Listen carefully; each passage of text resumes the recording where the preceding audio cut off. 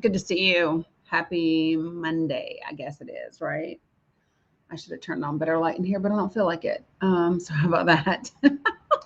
Huh? Should have. I just don't feel like it, so I'm not. I'll give it a sec for folks to join me so that we can dive in and have today's discussion, today's live. Good morning, Lisa. Good to see you. Good morning, Jen. Hello, everybody. How are you? Have I drink my water already? I should really turn the light on over here or sit back or something. What's up, coolest mom ever? Salam, the brothers. Hey, Sunflower Fish. Hey, Amy. You were listening to the new podcast episode. I love that. Hello, Angie. Hello, Conchita.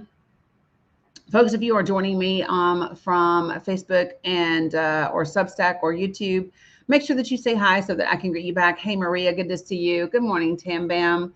Hello, David. Hello, Julian. What's up, Tech Lady? Slim Shady. What's up, Allie Nicole? Good morning, Farah. Hello, Heather. So, folks, listen, there are two different hearts that are happening on TikTok. There, there's their super fan hearts, and then they are subscriber hearts. I'm assuming that they're both going to remain there. Hell if I know. I don't really know. TikTok's doing its thing. We'll figure it out. Good morning, Tara Love. Good to see you. Hey, Pamela. Good to see you as well.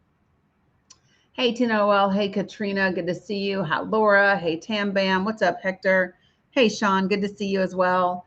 Oof, I should do this for you guys over here, shouldn't I? Give me 1 second. So, hey, Carla. So for those of you guys who did not hear me just say to Amy, Amy said that she was just listening to the brand new podcast episode that went up today. Um, um, Please go check it out. I literally just put out a new podcast episode today before I went live, and I would love for you to check it out. This episode is called "To Mourn or Not to Mourn." Um, yeah, Farah, I listen, people are interpreting the community guidelines however they want to interpret them. I'm going to conduct business the way that I always have until TikTok tells me different. I'm just, here's what I know. Hey, Chelts, good morning. Let me just say this. There's a ton of fear mongering stuff that's happening everywhere, right? Whether it is around TikTok, whether it is around when you're out and about and everybody's saying, oh, things are about to get worse and this horrible thing is going to happen and all of that. And what I would say to everybody is just calm down. Like, seriously, calm down. Yeah, well, I know what the Fox News host said. We could talk about it in a second. Hey, Trauma Llama. Hey, Maya Reeds. Hey, Denise. But let me just say this for you guys, like, seriously speaking, ask yourself, where are you putting the majority of your energy? Because I'm not doing any of that. I just refuse to do it. Um, I don't know. I haven't gotten any violations, and I mentioned Charlie a ton of times yesterday, right? Yes, I'm aware that the GOP Senate voted 49 to 51 and they blocked the release of Jeffrey's files. I'm aware of that as well. Folks, listen. Ask yourself this question: how much out of all the things I know, Farrah, there people have sent me a ton of videos on it. And again, I'm just gonna do what I've always done, because here's what I know, right? They can say whatever they want to say in terms of, like, this is what it's going to be and this is what the community guidelines are going to say and this is what blah blah blah blah blah blah blah. But the reality is that tons of people don't even know what the damn community guidelines say right now. Like, real talk, you guys, people get bananaed and restricted and all kinds of shit, and none of it is applied the same today. There are people on this app that get away with saying a ton of different things and other people can't blink and then they get whatever, you know what I mean? So I just think that people need to settle down for a moment and stop all the fear stuff. I can't do it. I can't live in that world because it's not healthy. It is not healthy. To tell people, oh, everybody just, when you go outside, be aware. Listen, women have always had to walk around with our head on a swivel. Black people have always had to walk around with their head on a swivel.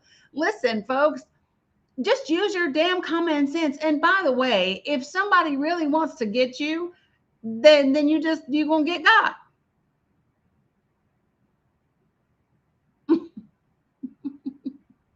Like it's like this idea of, like, seriously speaking, y'all, stop.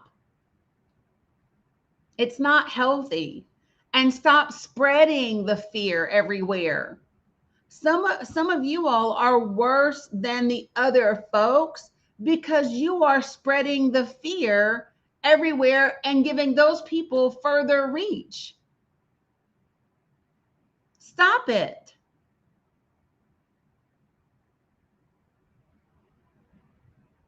Right? I just don't get down in that way, and I'm so serious when I say that. Especially if you're in my Discord. Especially if you are in my Discord, I don't I just no. Do whatever you feel that you need to do, right?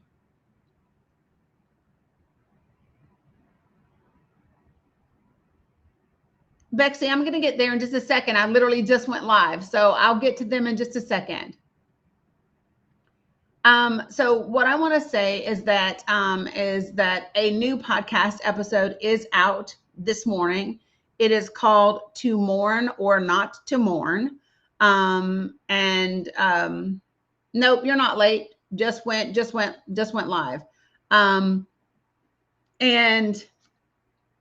I talk about some things in that podcast episode. Of course, I talk about the continued genocide and ethnic cleansing of Palestinian people. I talk about the fact that we have had Russian drones in Romania and Poland's airspace twice. That's the second country in the last week or so.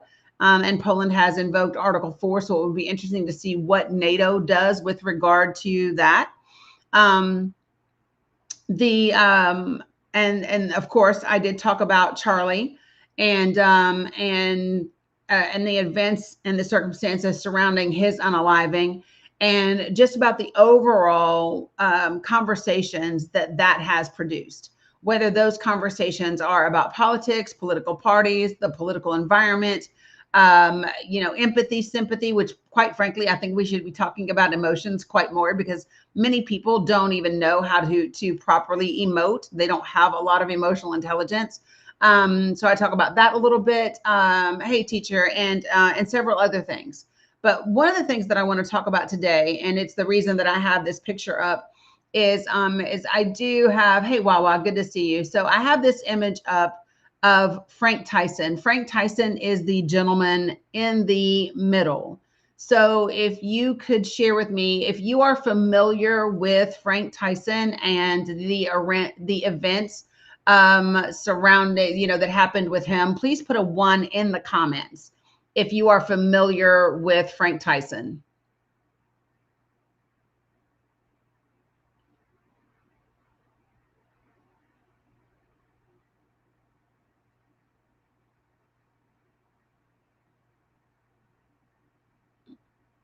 You're not familiar, Ishtar? Okay.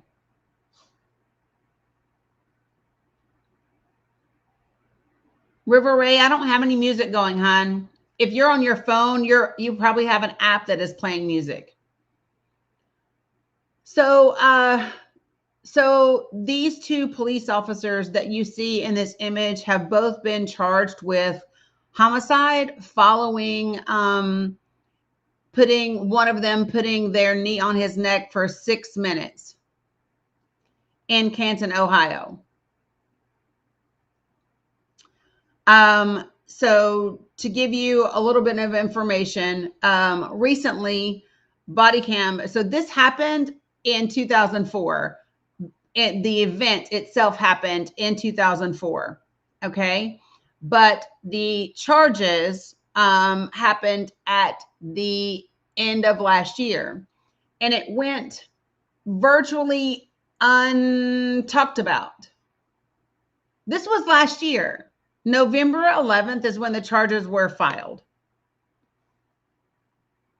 Did anybody hear about it in November of last year?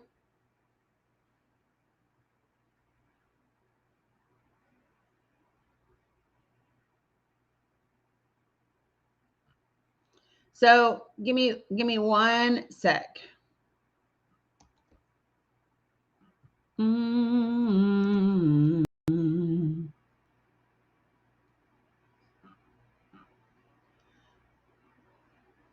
This is so wild. So they were indicted. Hold on a second. They were indicted on, what is today? Today's the 15th. So on the 12th.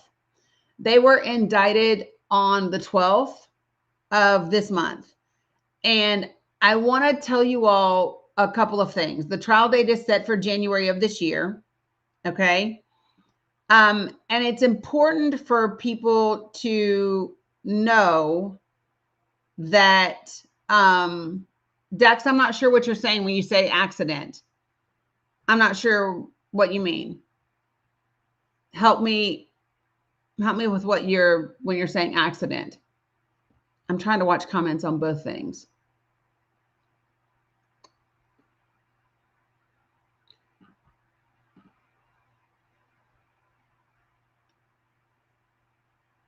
Good morning, Kathy from Detroit. What's up, Ham? Okay, so a couple of things to know. There is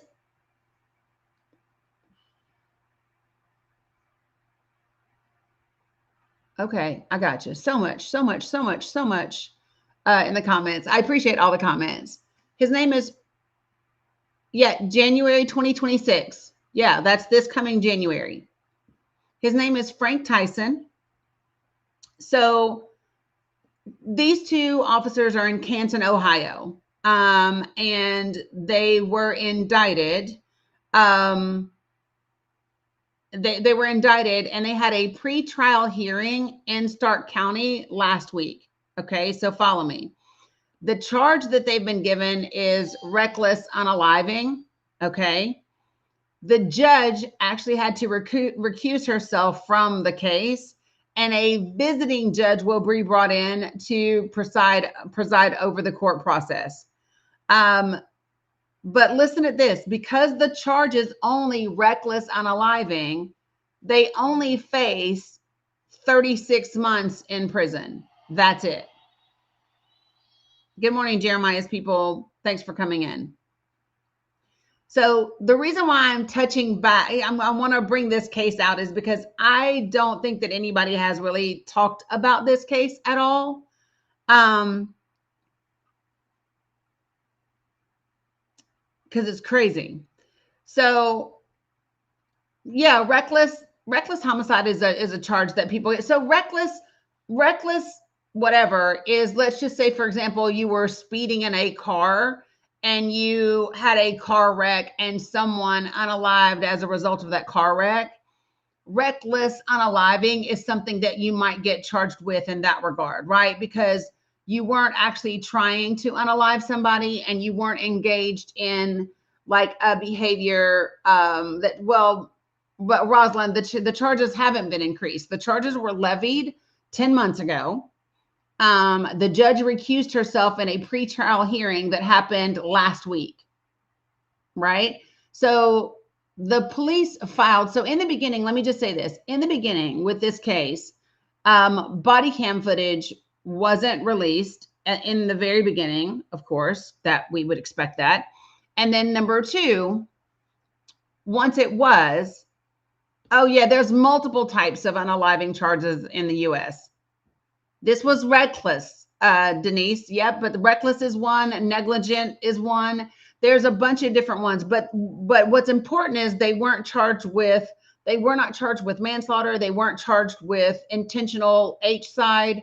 They weren't charged with any of those things, right? They were charged with reckless unaliving. That's what we're H side. That's what the charge is. So let me back up and give you a little bit of information with it. All right. So the body cam footage actually showed the moments that were leading up to Frank Tyson's unaliving.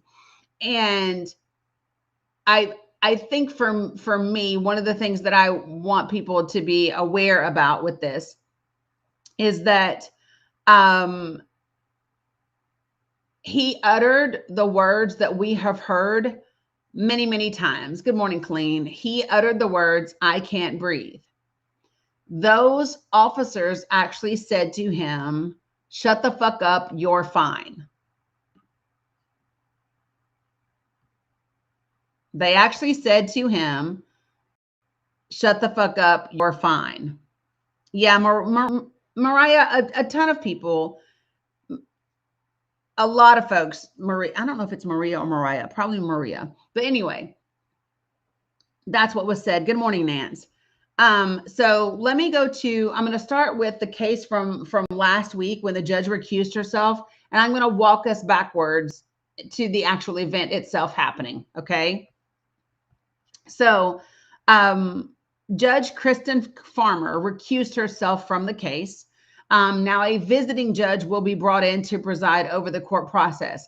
I would like to know why the judge recused herself. And why it took this long to be quite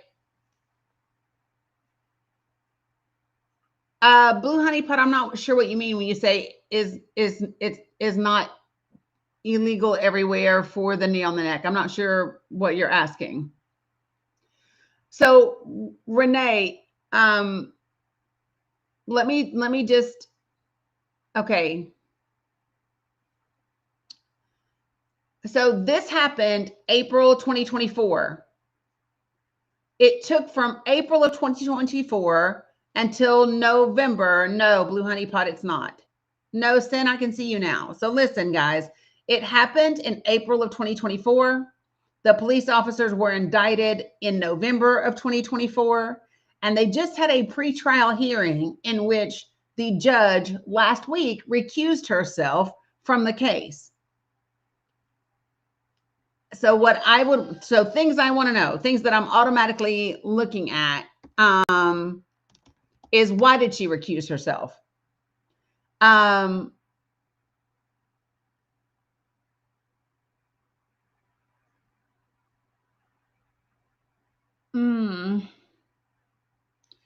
So this judge waited until today. I mean, not until today, but until the 12th to recuse herself, even though her husband is a law enforcement officer.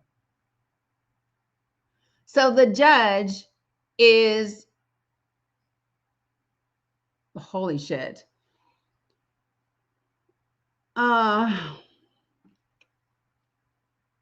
Give me a second, folks.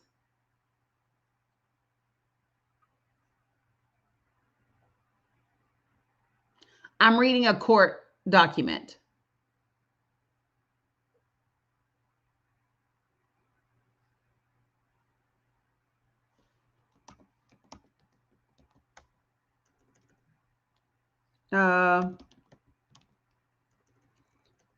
Wow. Okay, so check this out. This isn't the first case that questions have come up about her, like recusing herself from a trial.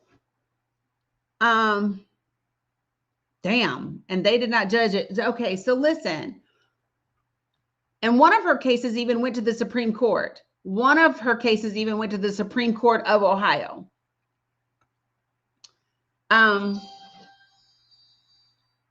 So hold on, guys. So many people are saying so many different things. So just slow down and let me get there. So this judge is married to a police officer. In a prior case to this, right, the defendant's attorney wanted her recused because her husband, who is a law enforcement officer, actually, he says that because she is married to a sergeant in the Alliance Police Department who is, quote, in a supervisory position over the officers who made the arrest in the case, and are listed as witnesses for the trial. So in this particular case, the Supreme Court of Ohio said, nope, she could go before the court because her husband wasn't the arresting officer. Her husband wasn't scheduled to testify. Therefore, she could still hear the case. Okay. Holy jeez.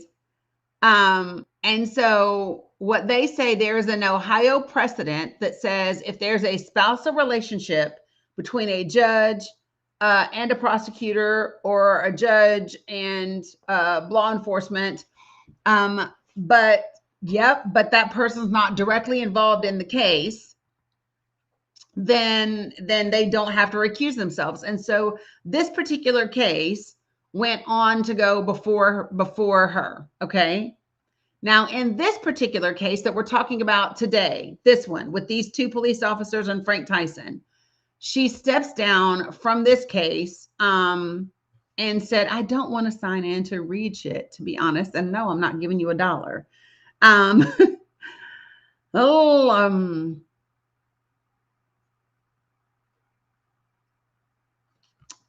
I'm trying to find something that doesn't have a paywall in front of it to read.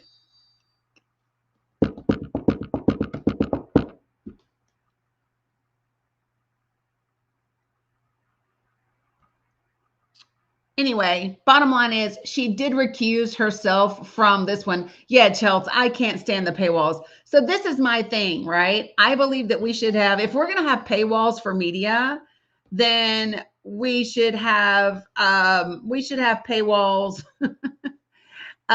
for things like, I don't know, whatever Kanye tweeted about. We could have a paywall for like what cosmetic surgery Kylie did or didn't get. Like, we can have paywalls for those things. I don't think we should have paywalls for these things. You know what I mean? RemovePaywall.com. Gotcha. So Julie Peck, it was an article. So the court docs you can get a lot of times, but sometimes not. Okay. Yes, Sandy, got you. All right. So listen, so let me bring you guys up to speed on this particular case. And the reason why I'm talking about this case is because she just recused herself last week. And I want to talk about the fact that so much of the nation, at least for me, we didn't hear about this. And the parts of it that I think that most people would be surprised that we didn't hear anything about is the length of time that went by before the police officers checked on this man and before they administered any type of aid. Okay. So but here's the thing, Tara Love. So if she's recusing herself because her husband is a high up judge who oversees like certain office. So it doesn't automatically, if you're married to a cop, but your cop is not directly involved in that case, you don't necessarily have to recuse yourself from a case. And she didn't in the other case, right? And she didn't. Yep, he's a high up officer now. He was a sergeant whenever that other case was. I don't know what he is today. But she recused herself. She decided this time to recuse herself from this case. I hate the fact that it took now for her to recuse herself, because they were indicted 10 months ago. So what took you 10 months to determine whether or not you needed to recuse yourself from the case? And then I also get concerned about what has transpired, what motions have been heard, what has happened over the last 10 months with this case. And you're just now deciding to recuse yourself from the case. Right. You've already seen discovery. Discovery has already been, passed back and forth, that sort of thing. And because the trial is scheduled for January. Yeah. So Sin, we're going to talk about the charges against the police officers. Okay. We're going to definitely talk about this. Okay.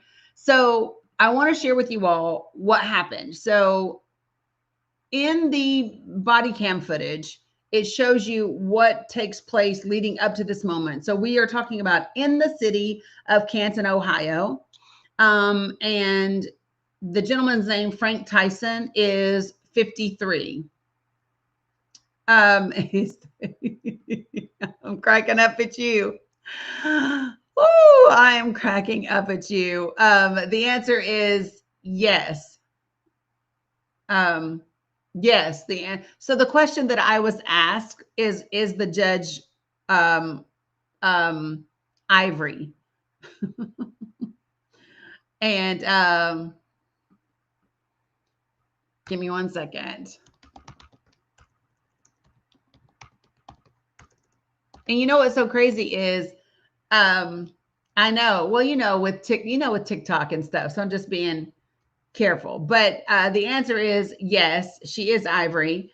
And this is Canton, Ohio, where I just was last October, prior to the indictment. So the indictment happened in November. If you don't know anything about that area, there was a lot of ivory when I was there. It's rural too, right? But anyway, so let me give you the deal on this. So hold on, going back to this article. So April 18th of 2024, okay, April 18th, 2024, police were called to the scene of a car crash right around 8:20 p.m. Frank Tyson's car had reportedly hit an electric pole. Okay. When police arrived, a passing motorist told them that he had fled to a veterans social club nearby. Now, I'm automatically concerned about the verbiage. Listen to what I'm saying right here. A motorist told them that he fled to a veteran social club nearby. Fled to me indicates I'm running from something, I'm trying to escape, I'm doing something negative.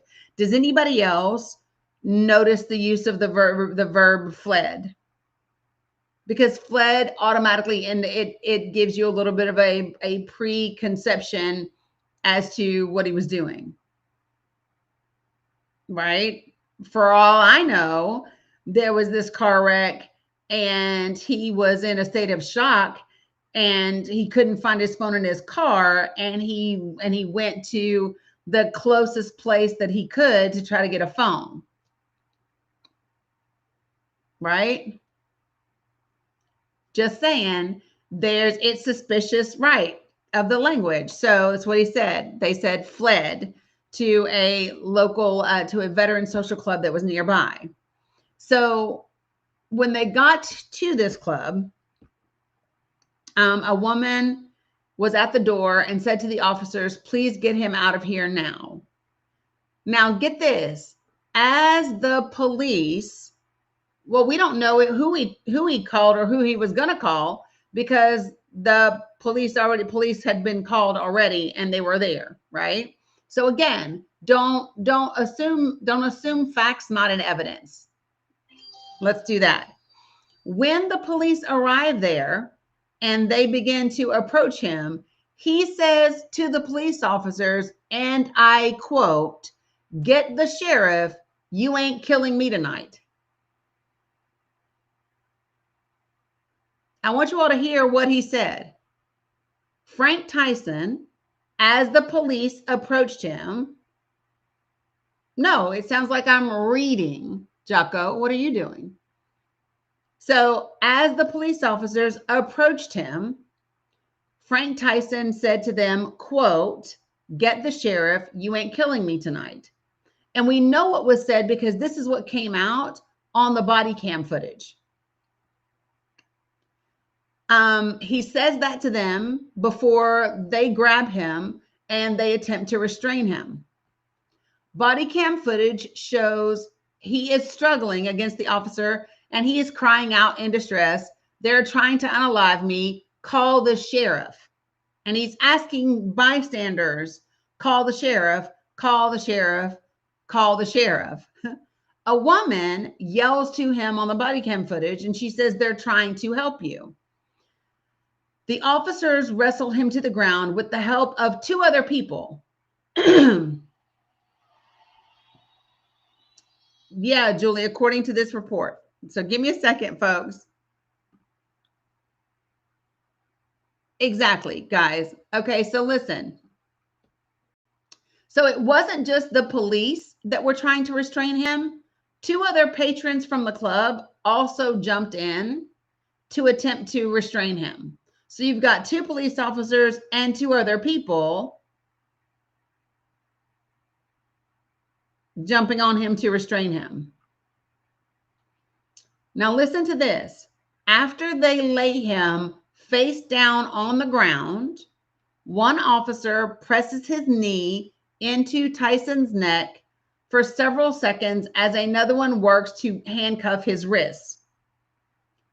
Tyson is heard gurgling and saying, yeah, it was I believe it was a VFW lodge. It was a veterans social club. So let me see if I can tell you if it's a VFW or not.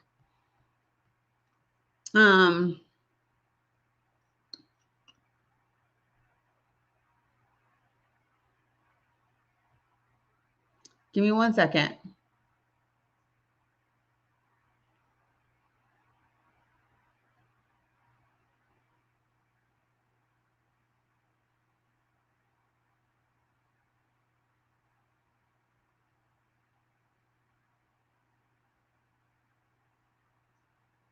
It's fucking crazy.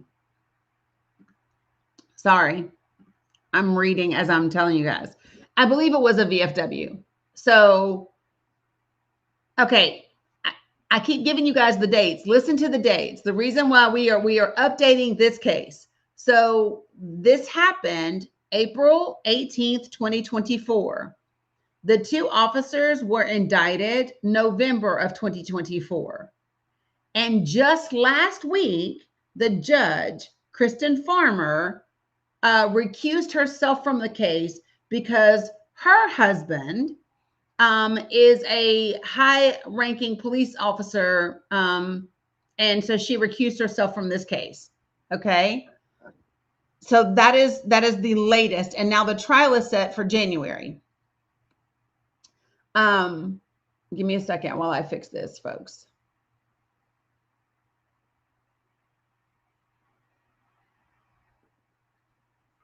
Yep, it happened April of 2024. They were indicted in November of 2024. And it took, after they were indicted in November of 2024 until September 12th of 2025 for the judge to recuse herself. And now they have to bring a visiting judge in to oversee the case. Now listen, Tyson is heard once the one officer puts his knee on his neck. Tyson is heard gurgling and saying, quote, "Get off me," end quote. And one of the cops yells, quote, "Calm down," in response. Okay, quote unquote, "calm down" in response. While one officer's knee is pressed to his neck, Tyson tells him, quote unquote, "I can't breathe," numerous times. After they finally cuff him, hey, Alicia, the officer removes his knee. Tyson tells the cops one more time he cannot breathe. And one of the officers responds, quote unquote, "You're fine, shut the fuck up." Police left him lying face down on the floor, motionless, for nearly 6 minutes as they joked with the other bystanders around. Finally, one of the officers asks his partner if Tyson has calmed down. And his partner responds, quote unquote, "He might be out," before the other officer bends down to check his pulse. They ask him to stand up. Now, here's my thing. If you checked his fucking pulse and he didn't have one, why did you? Because to me, after you check the pulse, everything else after that is performative. Because it says the other officer bends down to check for a pulse. And then they ask him to stand up. And then they roll him onto his back. And then they start shaking him and tapping him, right? It's only afterwards that they call the paramedics and then they start CPR. Medics arrived within 10 minutes. He was pronounced unalive at 9:18. Frank Tyson is the name.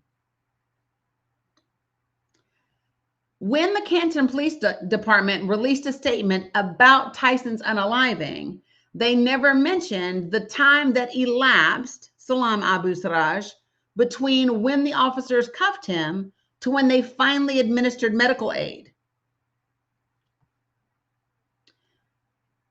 So this is what their statement, let me just give you what their statement, I'm going to read to you what the police department put out as their statement at the time. Whoops, I can't put it out because they took it down from the website. Oh, for fuck's sake. I can't read to you the statement because they took it down off of the website. Well, that sucks. Now all I can do is read to you the quote from the statement. The quote says, CPR, it says, quote unquote, shortly after securing him in handcuffs, officers recognized that Tyson had become unresponsive. CPR and several doses of Narcan were administered prior to the arrival of Canton Fire Department medics. Medics transported Mr. Tyson to Altman Hospital, where he was pronounced unalived at 9:18 p.m., end quote.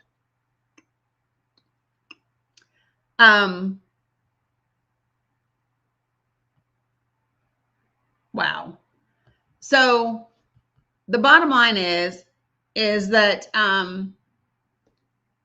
right. I don't know why the Narcan either, River Ray. I don't know. I don't know.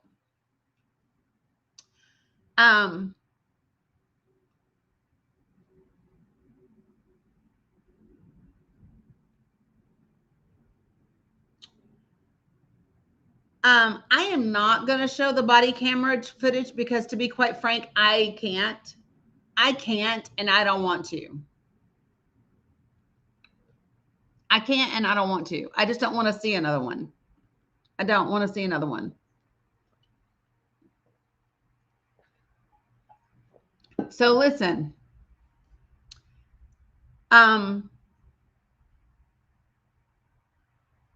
this is crazy.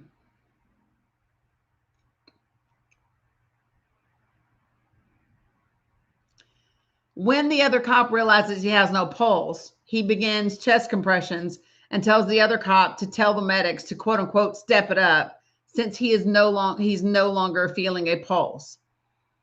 But now things that you should know about the Canton Police Department.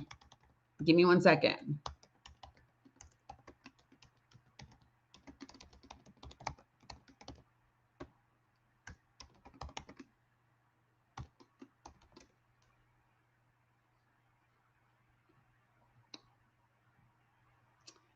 Give me 1 second. Whoops, I mistyped that.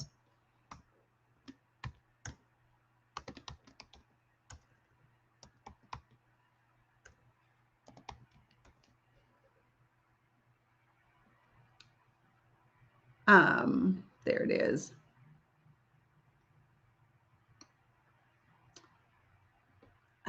This is what I want.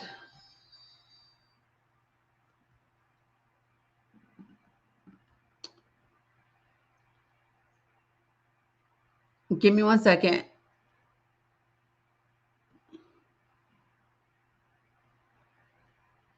Because I need to, there's more than one Canton. So I have to make sure about this before I get the right one.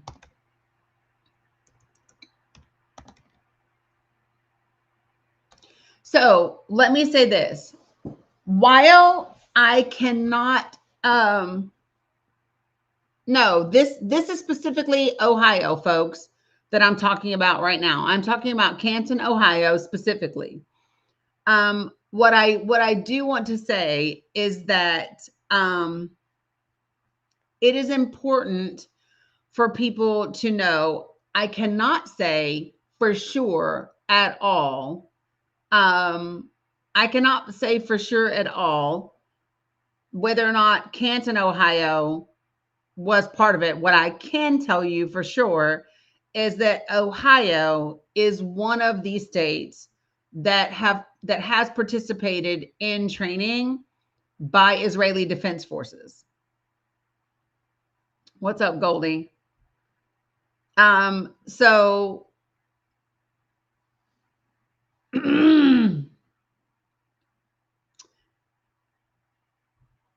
I just wanted to shalom, old man, just so that everybody can hear me when I say this. I'm looking very quickly for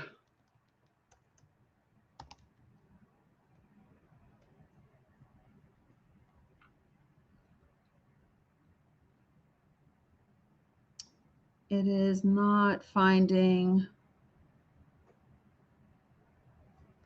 Okay, I do want to talk about this one. I do want to talk about this other article in a second. JT, so what? I'm not sure what you're talking about. No, Allie Nicole, we are not. They are on that list. Yep. But here, just to kind of Canton Police Department has a long string of incidents with the local Black folk. Okay. They actually had last year, they had a recent incident showing a cop running up and kicking a Black man in the face who was on his knees with his hands in the air. That cop did end up getting terminated a month later, right? But this is something that is not unheard of or unusual for Canton, Ohio Police Department. In May of 2024, another Canton cop was caught on video allowing his police dog to maul a Black man who was simply witnessing cops making a traffic stop. That cop was terminated, right? In 2022, Canton police pew-pewed and unalived another Black man who was standing in his backyard, pew-pewing into the air to celebrate New Year's Eve, right? Without realizing that the police were on the other side of his fence.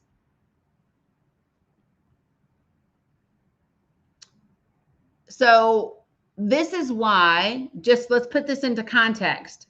So this is why when the police are approaching Frank Tyson, he says, call the sheriff. Y'all not about to unalive me today, which they did, right? Yeah, I know. I have all the body cam footage, Amanda. I just choose not to watch the body cam footage or show it. And the reason why I'm not showing the body cam footage is because I'm not game for re-traumatizing people. If people want to watch it, they can do that. No, so Maria, he was scared because the Canton Police Department themselves has a track record of abuse when it comes to Black men in that community. So that is why. Hey, Scott, how are you? So again, context is everything, folks. Understanding the environment and knowing where you are. Okay. So there are several articles that are out there on it, on this particular incident, right? There's one in Cleveland 19. There's several of them in a bunch of different cases. Questions that I have automatically. It wasn't a VFW. It was an MVETS. For the person who asked me, it wasn't a VFW. It was an MVETS.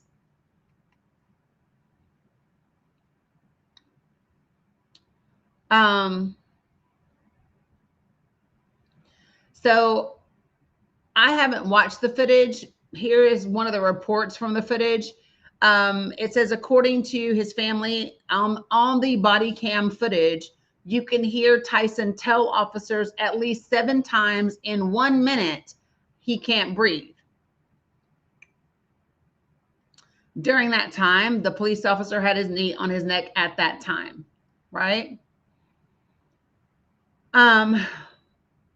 The Stark County Coroner's Office ruled his unaliving an H side with contributing causes. And so he had been indulging in party favors. That altercation with the police, exactly. And he ended up having a cardiopulmonary arrest.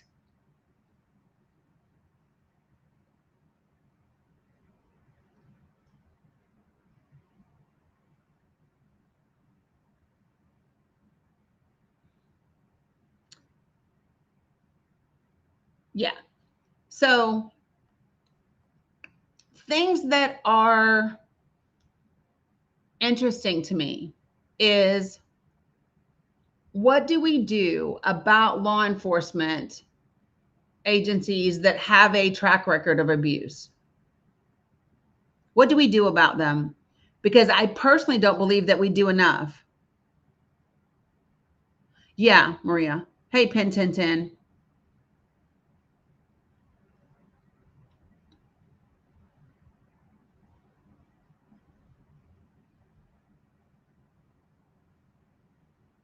Yeah, so this is one of the things. So Amanda said she got a pending violation posting an article about how the videos of people being analyzed traumatized us. Yeah. So, hey, good morning, Jody. So, right, Linda, nothing in the news for a minute and then gone. So the reason why I wanted to talk about this for a moment. No, I'm talking about this police department. The Canton Police Department has a track record. If you've got an officer that allowed his dog to maul a black man, if you've got another officer that comes up to a man who's on his hands and knees, and has his arms up, right? If he's on his knees with his arms up, and that officer runs up and kicks him, which is what this officer did, right? What happens? Yeah, but follow me. You said sue them personally and the police department. But what do you do when the judge, as in this case, is married to a police officer?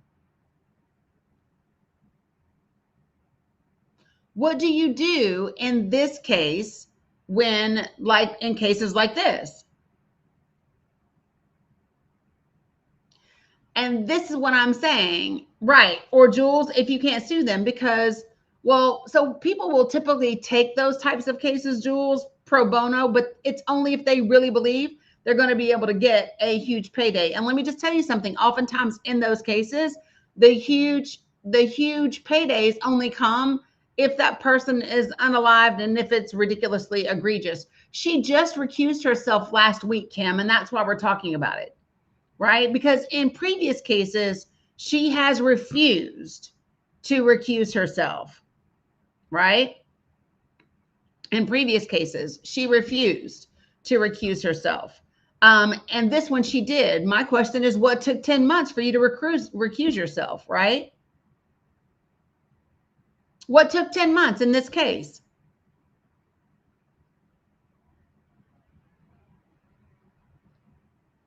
I really do want to know.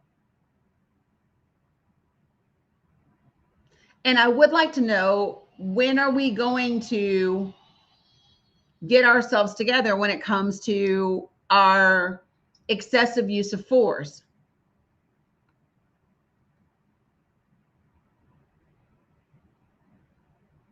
Because we have a ton of it, right? What's up, Jeremiah?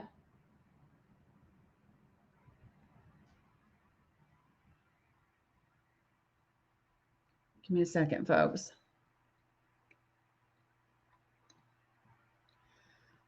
Listen, who decides who has to recuse? The judge. I mean, there are laws governing it, but if a judge won't recuse themselves, then it is up to the defense attorney to appeal for the judge to be recused, and then it goes to a higher up court. So, for example, like in Ohio, let me see if I still have the statute pulled up.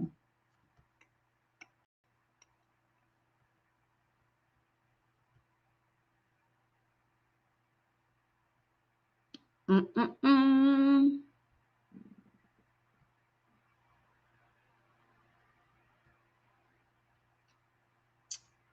Yeah, so Judicial Conduct Review 2.11a2d in Ohio provides that a judge must disqualify him or herself in any proceeding in which the judge knows that the judge's spouse is quote unquote likely to be a material witness in the proceeding. And let me see. So she's not automatically. And then it says, the Code of Judicial Conduct, however, also requires disqualification if the quote unquote judge's impartiality might reasonably be questioned. So that's like another section of it. But you have to be able to prove to the appellate judge that her impartiality might reasonably be questioned. And if you can't prove that, then you can't force her to recuse. So what's interesting to me is because there have been cases that have gone all the way to the Ohio Supreme Court, at least this one that I'm looking at here, right? Hey, Doug. What's up, Thomas? How are you? Well, this is the Supreme Court of Ohio. So listen, y'all, this I'm particularly talking about the Supreme Court of Ohio in reference to Judge Farmer and this case. Yes. So if they lose, like they did in the other case, not this one, but if they lose, then yes, then the case is heard before the judge that they attempted to get recused. Yes, that. So how about that? See you later, Julie.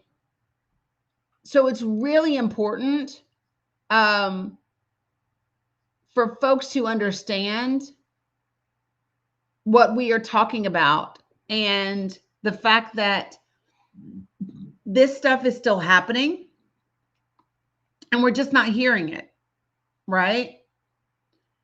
And I would think that this would be significant. People would want to hear about this. People should want to hear about this.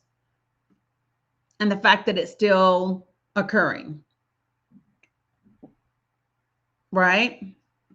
So where we are now is the court case is going to be heard January of 2026. And then we'll go from there. So I'm not watching a lot of people didn't know, Cheryl. Hey, Sharon. So listen, let me say this, folks. If you have someone, I just want to assess this for just a moment. Okay. If you have someone that is telling you, I can't breathe repeatedly, up to 7 times in 1 minute, right? And then all of a sudden that person goes quiet, and that person is so quiet, so relaxed that you as an officer feel comfortable standing up, and now you're joking with the patrons of the facility for 6 minutes. Follow me, y'all? 6 minutes. And that person's not moving. That person's not making a sound. Are you telling me that you don't notice it for 6 minutes? And if you don't, what does that say about you? Do y'all follow me?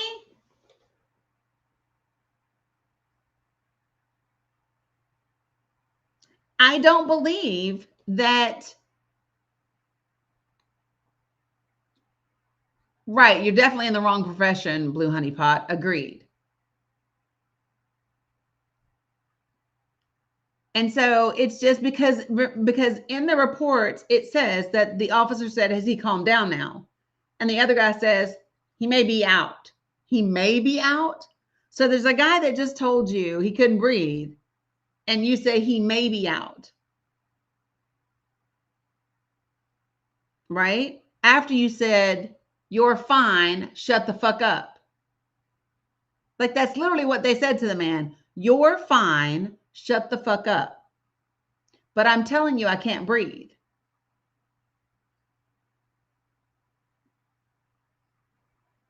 So it took 2 officers and 2 patrons to hold him down, knee on the neck, put him in handcuffs, all the nine, right?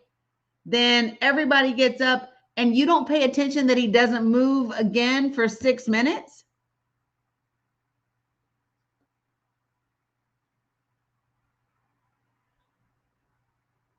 You don't notice that he doesn't say anything else, that he doesn't move, that he doesn't, right? Yeah, which, and so this is my thing. Why is it a lesser charge? Hey, facts people, appreciate the raid. Thanks for joining. Why is it considered to be reckless H side? Why? Because here's my thing. I think that the standard should be different for emergency responders. You're a police officer, like, you're trained. You're supposed to be trained specifically for this type of situation. I think the standard and the burden should be higher for you. Not less, not lower. And I wonder how a jury will feel when they watch a video that shows you for 6 or 7 minutes completely ignoring this very still, very quiet, very, limp body that's laying on the floor while you joked with patrons in the room.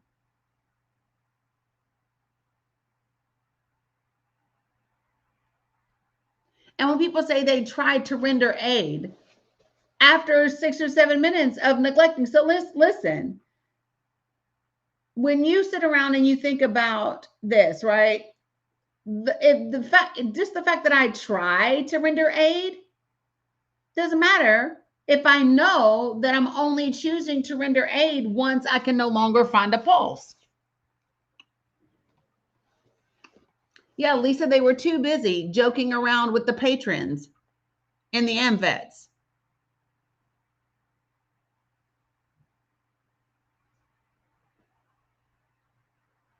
And it matters. So, Butterfly Freedom, we're talking about this case. It actually happened last year in 2024. But the judge just recused herself from the case on the 12th of last week. So we are talking about it today. But yes, it did happen again, and it happened in 2024. Yeah, Amanda, I agree. They will see callous disregard. I agree with that. So, no, they were all sitting around joking with the police officers. I don't think you all know where. Okay, can I give a little bit of context and an environment? Give me 1 second.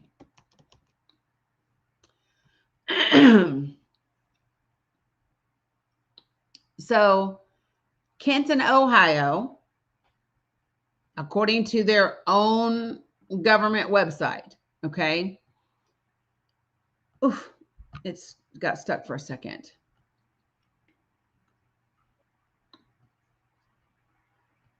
The median household income in Canton, Ohio is $32,735 according to the 2020 census.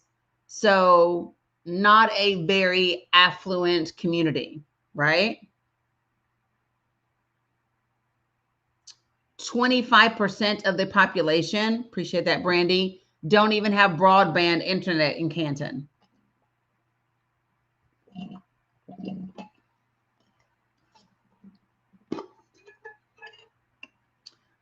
It's a population of about, no, San, population is a little over 30,000 people.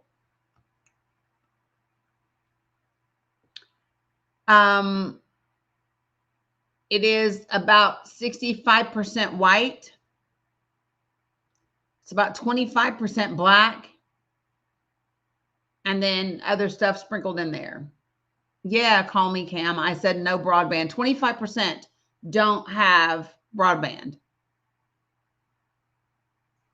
That's a thing. Like y'all, like where I'm from, when you get down into certain places in Hawkins County and Hanover County, you get up into Southwest Virginia, there are lots of people that don't have broadband internet.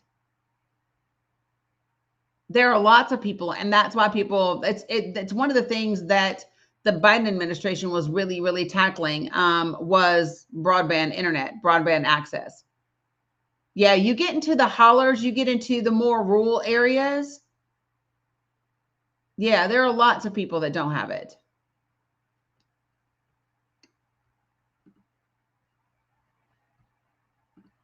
But it's important for people to know, right? Rural broadband access. That was absolutely one of the things that that the Biden-Harris administration was really talking about. Yeah. So deep Appalachia. Yeah, I'm from Northeast Tennessee, Trace, Southwest Virginia. So 100%. What's up, Kibbles? But I wanted to talk about this because it is essential. It is essential, right? Yes, there are a lot of Amish and Mennonite there as well. 100%.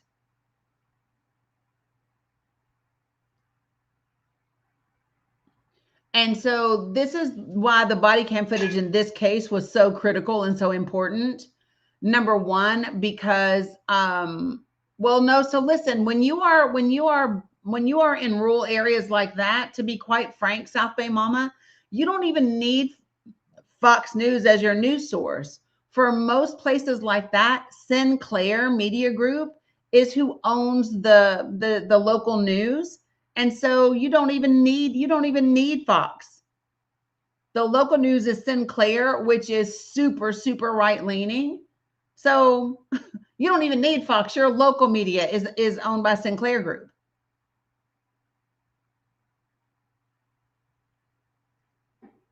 So yeah. So this is the thing. Yeah, Sinclair is horribly bad, ridiculously bad. So the reason why I wanted to bring this up is so that everybody understands the is where we are with this particular case is they unalived this man April of 2024. The police officers were indicted November of 2024. Okay.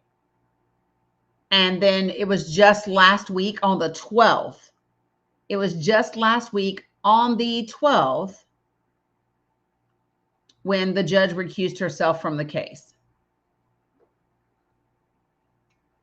because she's married to a policeman.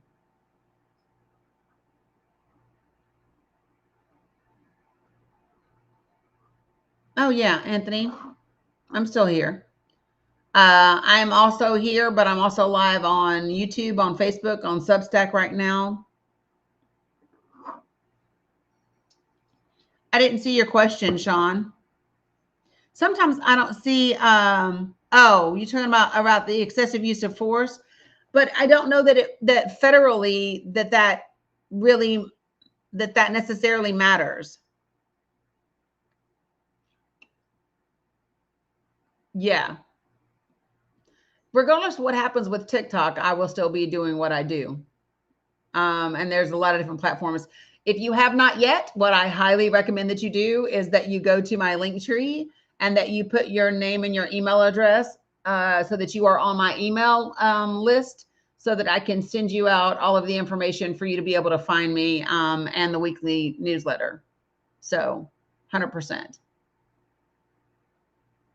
So that's what I recommend. If you want to make sure that regardless of what happens with all of the socials, I recommend that you go to my,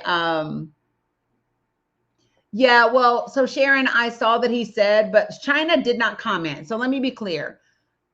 Trump said that they have the framework for an agreement with China about who's going to buy TikTok. China has not commented. They're supposed to solidify the deal by like Friday or whatever.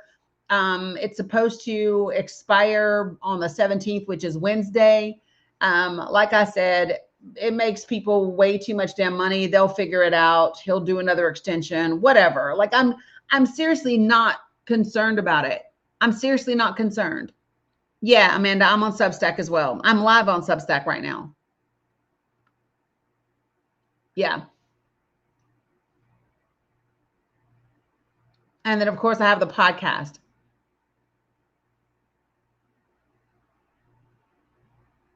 Oh, I know they're not Nene, but I mean, not a lot of people are. So now that I have addressed this, I'm going to change out my graphic really quickly. Someone in the chat seems stressed. Who's stressed? I'm confused.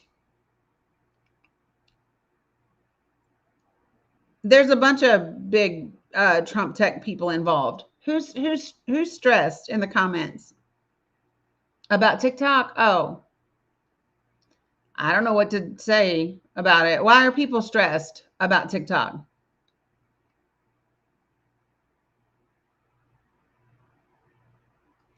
I just don't see the need to be stressed about TikTok.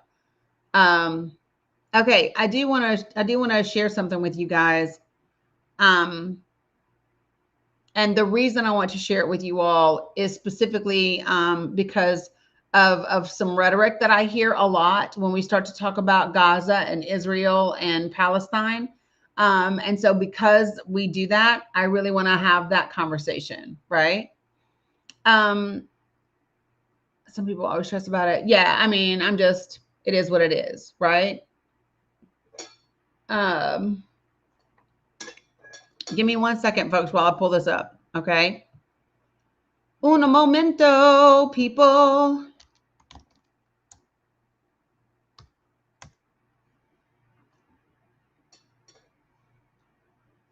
I mean, the reality is this, right?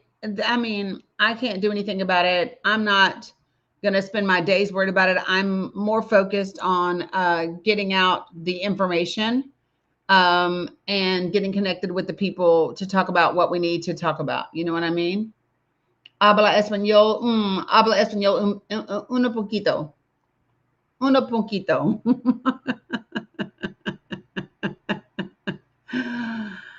Oh, just a little bit. Just a little bit. All right. Let me change out this graphic real quick, folks. And then I want to talk about something. And the reason I want to talk about it is because so many people keep saying things like, well, Israel has a right to defend itself. These things happened. What about October 7th? Right. Muy poquito. Yes. Muy poquito. Very little. You're right. I used to speak Spanish better, but it's been too long and I haven't used it. And that's what happens, right? We lose what we don't have, right? We lose what we don't have. So hold on 1 sec. I am almost there, you guys. You ready? Yeah, I have Duolingo. Yeah, I mean, Amanda, I'm a little creator. So like everyone, I mean, I understand people will lose income. I just also believe that, if that were the case, I just need to monetize my other sites. Like TikTok's the only one that I have monetized right now. It just means I need to monetize some others and then do more different subscription levels that include other things directly with me that aren't just like stickers and stuff with TikTok. You know what I mean? That's it. I just need to monetize the podcast and whatever. So that's what it would mean for me. That's all. And Meta would probably love for me to do that. They've wanted me to verify and monetize Facebook for forever, and I never have. So,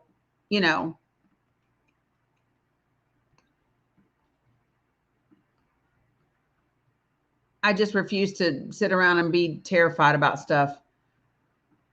If that was the case, I'd stay terrified mob like all the fucking time, right? And I can't do that and be productive. I just can't. All right, I'm gonna drop this up here real quick. I'm gonna pull this up here real quick, rather, and then I'm going to give some information, right? Real talk. So I need to get water very quickly. So give me 1 second to do that. Okay. It won't take me but a second, really. Like, yeah, chill. It's a commercial break because I need water. I'm proud of myself, though. I already drank one of these today. I need to amp up the water some. Who do I have in here for commercial breaks? I don't know if Jen is in here. I think Stacey D is here. Sweet. Hello. Hello, sis. Good to see you. Thank you very much. Well, hello, everyone. Welcome into Danny's Live. If you're new here, welcome. Sit back, ask questions, and enjoy the content. Everyone, please tap and share the live. And we do have four rules here: no slurs, no spam in the comments, no using all caps unless you are a mod or you have special dispensation from Danny for people who are challenged with vision. There's always one I forget, but they'll put it in the chat. Yeah, be respectful. What'd you say? Be respectful. And be respectful. I should have started with that one. Be respectful. So please go ahead and tap and share the live. Don't forget to do your daily heartbeat. All of those things let the algorithm know that we are enjoying Danny's engaging conversation. If you are able to, please gift the live. Give to Danny, show your support. This is how she is able to come to us and give us so much good information and be accessible to us as much as she is. All right, I'm back. Thank you, sis. I appreciate you very, very, very, very much. I'm at work, so I'll just be in the chat. Okay, thanks, sis. You're welcome back. All right, bye. All right, so listen, I want to talk a little bit about Palestine and Gaza. First, let me just say that I am absolutely waiting to hear confirmation on whether or not the ICU critical care nurse that is friends with my daughter is going to be able to join us live. I am hopeful and think that she's going to be able to do that. So I should be finding out fairly soon about that. Next, a lot of times people talk about, yeah, dad joke, she is. So a lot of people talk about Gaza and, you know, well, what about October 7th? And Israel has the right to defend itself and ABCDXYZ. And I want to share an article with you by The Guardian from 2019. I'm going back 2019, right? Hey, Celica, to talk about this. And they are using UN data to talk about what's happening to the people in Gaza. Got it?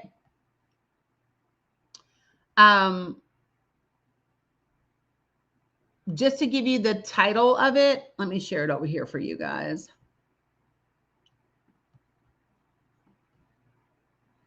Whoops, wrong. I clicked the wrong button. There it is.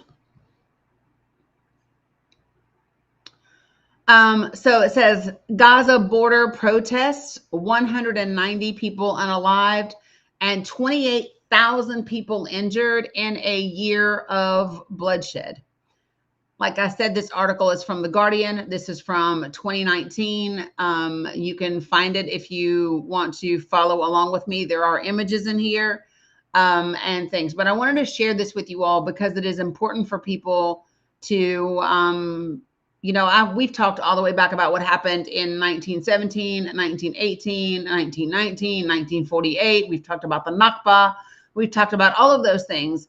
I also want to bring it into like up to date, like for you to understand that this has been just 8 years ago, 9 years ago, 10 years ago. Like all of these things have still been occurring, and it's important for people to know. So listen, so it says 1 year ago, Palestinians trapped in Gaza began a protest movement at the frontier with Israel that was intended to last 6 weeks. Now I'm going to pause right there because some of you might say, what do you mean Palestinians trapped in Gaza? Well, you have to understand that many of the people, like our friend Abu Sarraj, who live in Gaza, right, weren't originally from Gaza. They're from Haifa. They're from somewhere else. And they were pushed out by the IDF and forced to go to Gaza. And so when we say trapped in Gaza, that's what we mean. And we mean trapped in Gaza because once you're in Gaza, you don't have the freedom to just travel about wherever you want to go, when you want to go. You get permission at the discretion of the IDF as to when you can go somewhere and when you cannot go somewhere. Okay. Maybe I should do this to signal that I'm now talking about Palestine. Maybe I should do this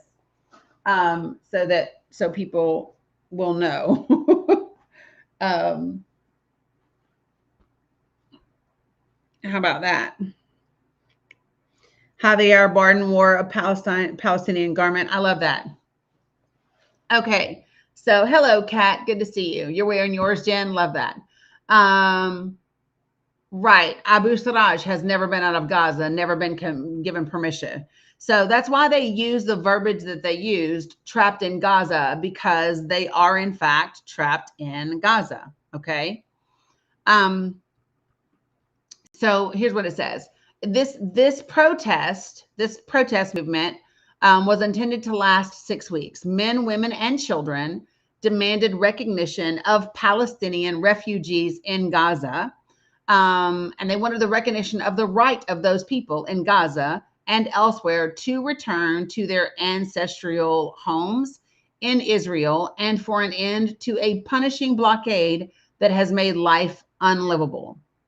Israeli snipers fired live ammunition, unaliving and maiming dozens. Remember, the article that I am reading from is in 2020.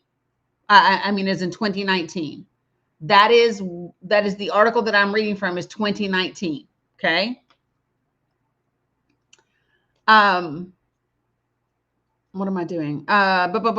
This lethal response on March 30th of 2018 triggered anger and disbelief across the world, but has not stopped. Now, I find that interesting. Anger and disbelief across the world, which some would say is what we have happening right now, right? Some people would say right now, across the entire world, people are angry. People are in disbelief at what's happening in Palestine.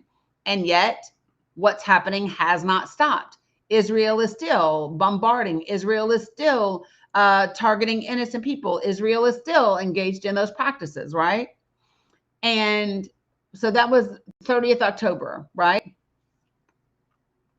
So a year later, the rallies continue. Thousands have bullet wounds through their legs. The streets of Gaza are filled with people limping or in wheelchairs. Children, journalists, and medics have been unalived even when they were standing far back from the fence. The UN has said Israel's military may have committed, and we now know that they have committed, war crimes deliberately targeting civilians. So, and this is in 2019, guys. This is just in 12 months. Listen to me. This is just 12 months on the border of Gaza. Just 12 months. In 12 months, almost 28,666 Palestinians injured since those protests began, and 194 were unalived. Every gray circle, and this part I will show you. You ready? This part I will show you. Give me 1 second, folks.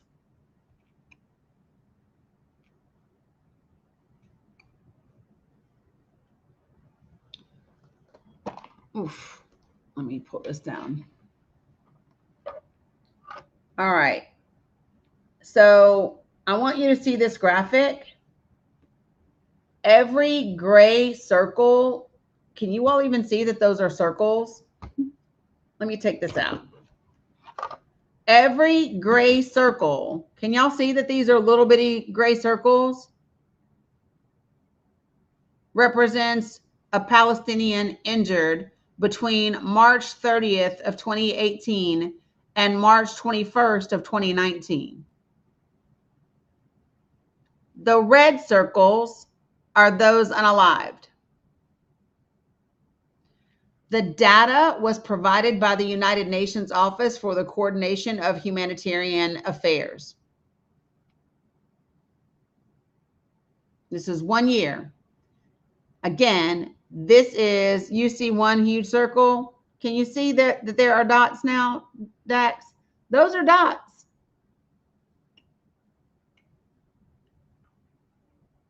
See? Those are individual little dots making up that big dot. Okay? So women and children make up more than 1 in 4 of those injured and unalived. This, again, is in 2018 to 2019. So this is a 15-year-old that they are carrying here who was unalived by the Israeli army in February of 2019. 21,398 were men. 5,331 were boys. 1,683 were women. And 445 were girls.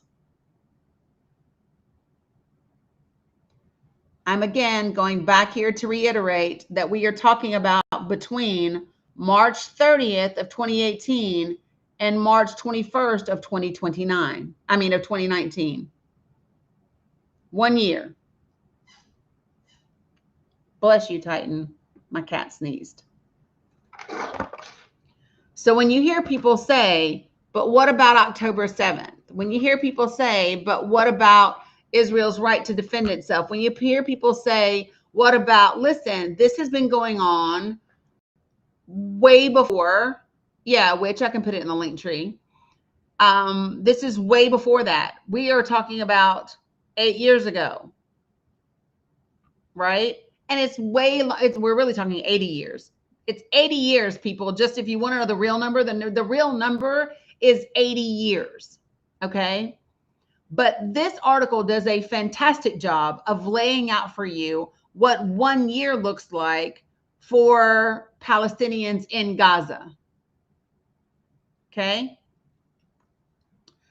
This next graphic, it's absolutely crazy.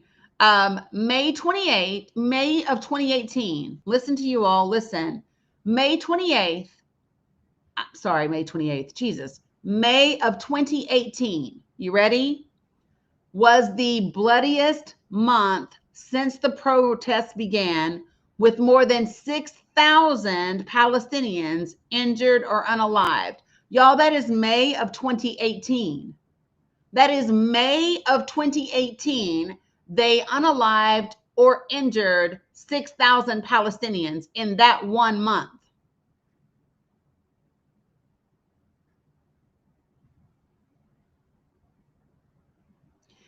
In this image that's here, this is a Palestinian protester using a slingshot to hurl stones at Israeli troops in May of 2018. So I'm going to give you some numbers. Are you ready?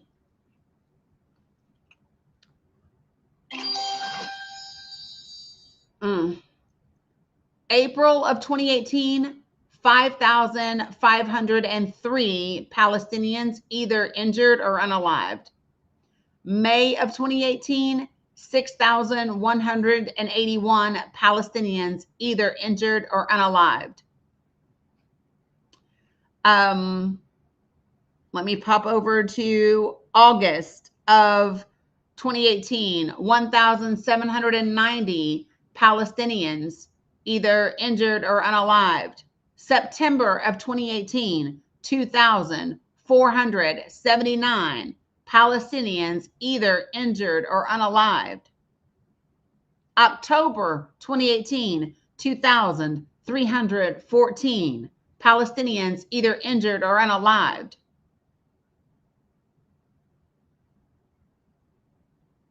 March 2019 is the lowest number on this particular graphic, and it's still 643.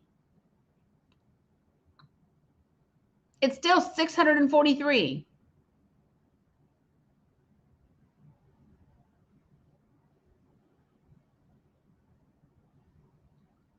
$20 people a day.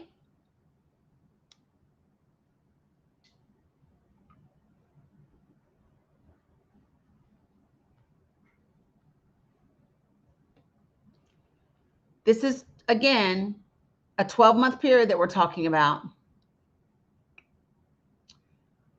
Palestinians in this year were unalived by live ammunition, shrapnel, and tear gas canisters. They have a Palestinian cyclist, Alaa al-Dali, pictured, who lost his leg due to a bullet that was fired by the IDF during a protest at the border. Listen to this. 12,438 people were unalived due to tear gas canister inhalation.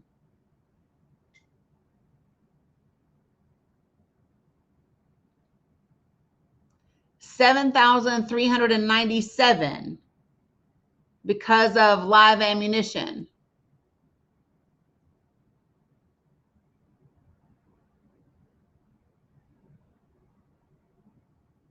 And for the people who always like to say rubber ammo can't hurt you, 763 unalived by rubber bullets.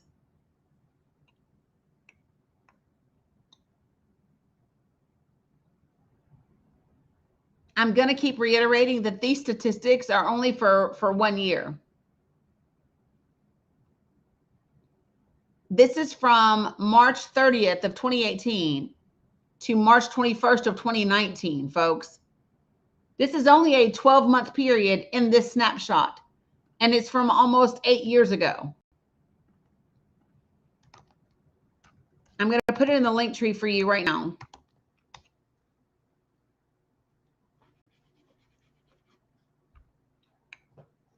Thank you, Witch. Stop, Titan.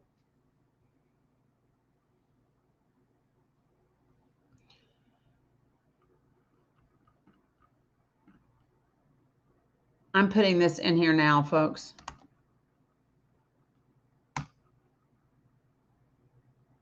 So I have put it in the link tree for you. Hey, Dana G.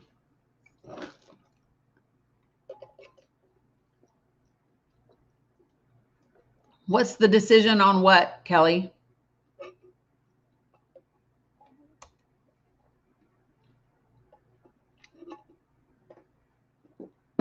I don't know what you're referring to.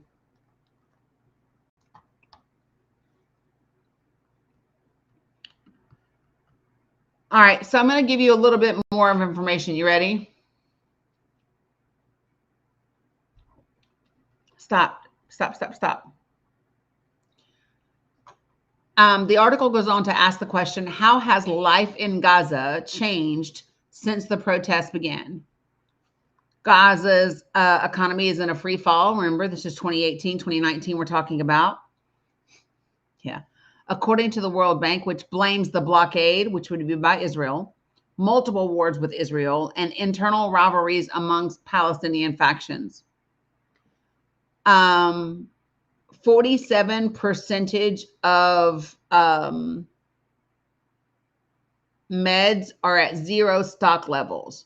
So that means almost 50% of their medication for their healthcare system was at zero stock at all.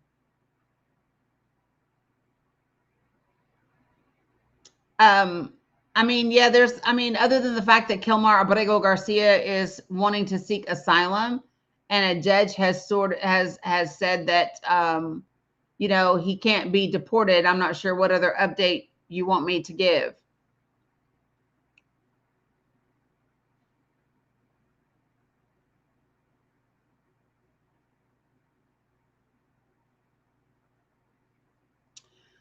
See you later, Jamie.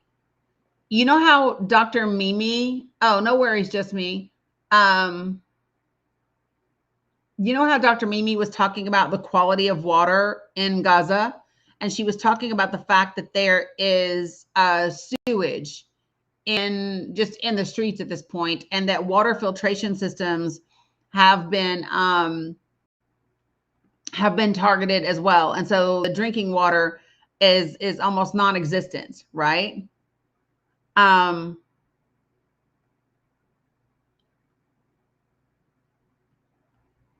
So let me give you this information, and I want you to think about what she is saying today, and then I want you to hear this. 232 milligrams per liter is how much quality of wastewater flows into the sea.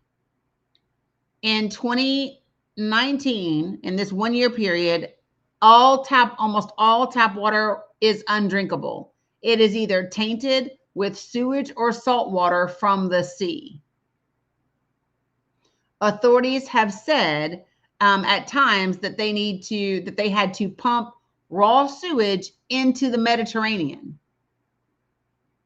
And this was 9 years ago, folks.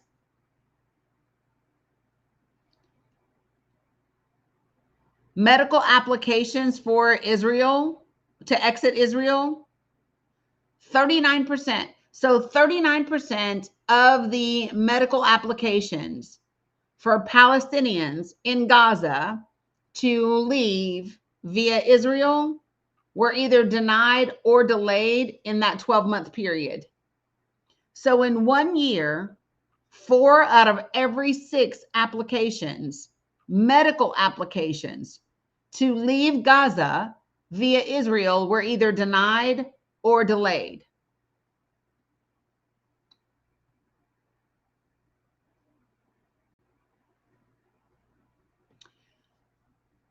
The hours of electricity supplied each day in Gaza in 2018 was only 6.6 hours per day.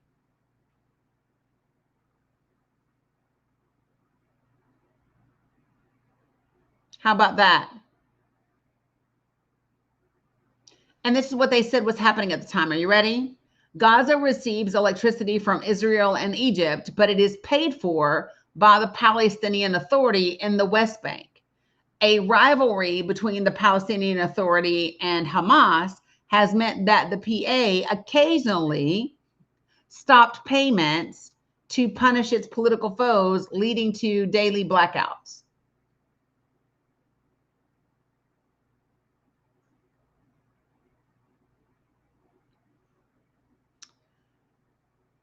GDP per capita was only $357 in Gaza. Listen to this. Listen to this. In Gaza, because of Israel 8 years ago, listen to this. So every second person lives in poverty, and economic growth in Gaza is negative.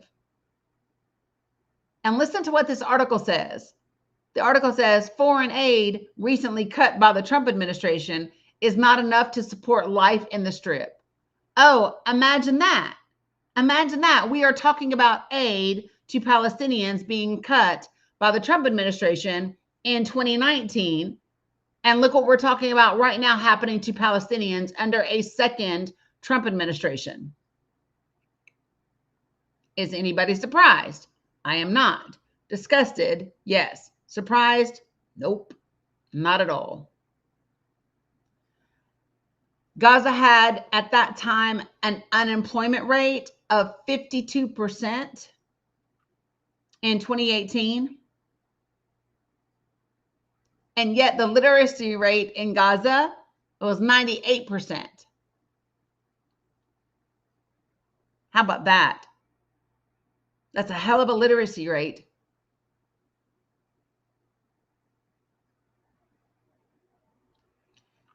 Listen to this. Most young people in Gaza have never left, and say they have no hope for a future inside what they call the quote, world's largest prison.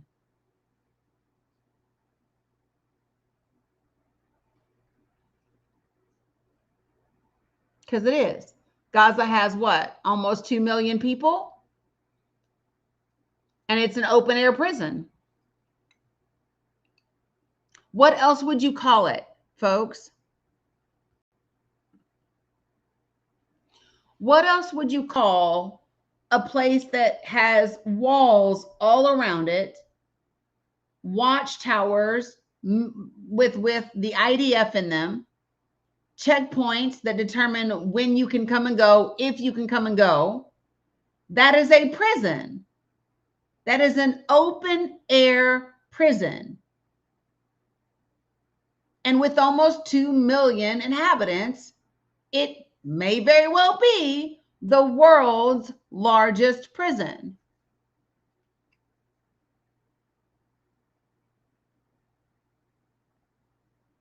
And when the Trump administration, when Trump says things like, why would the people of Gaza want to come back, like, and live in that hell? Well, guess what? It's only hell because of you and Bibi. Do you understand? Gaza was beautiful before Israel. Gaza was beautiful before the Trump administration just giving a green light and saying, finish the job. Do you want to know how we know that it's beautiful? It's why you want the fucking West Bank for your resorts.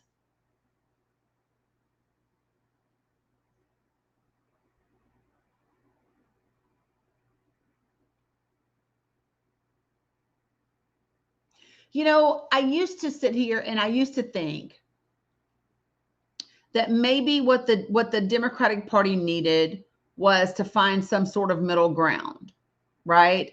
They needed to find things that could bring people up to speed and make it palatable for them, make it so that people could go, okay, this isn't so crazy, this isn't so whatever, right? You should still have stickers, Janice. I transferred stickers from subs to super fans. You should still have stickers. I put like 13 or 14 of them over there.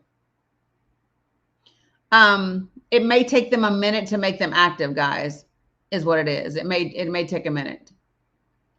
Oh, see, Blue Honey Pot's got one. See? I think it only had to where I could put 15 of them over there. Yeah, I reloaded some of them, but it only had 15, I think, at the time or something like that. See, they got them. They're there. All right. So, right. Yeah, so they may not have them over there for everybody yet. Okay. But so, this is what I get reading comments. I completely forgot what I was saying. I was talking about, the Democratic Party.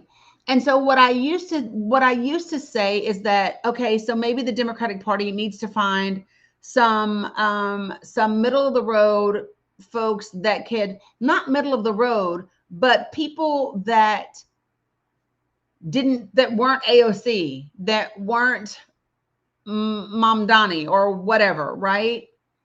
But I don't know that I think that anymore. I don't know because I almost think now that the Democratic Party just better get on board with who the people can get behind. Because I wonder what would happen if the Democratic Party just fully embraced progressive values and progressive initiatives and progressive policies. What would happen if the Democratic Party just said, hey, listen, universal health care is the jam, and that's it.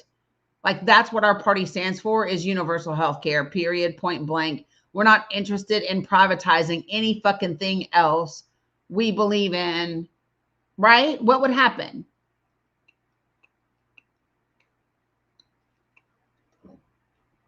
Right?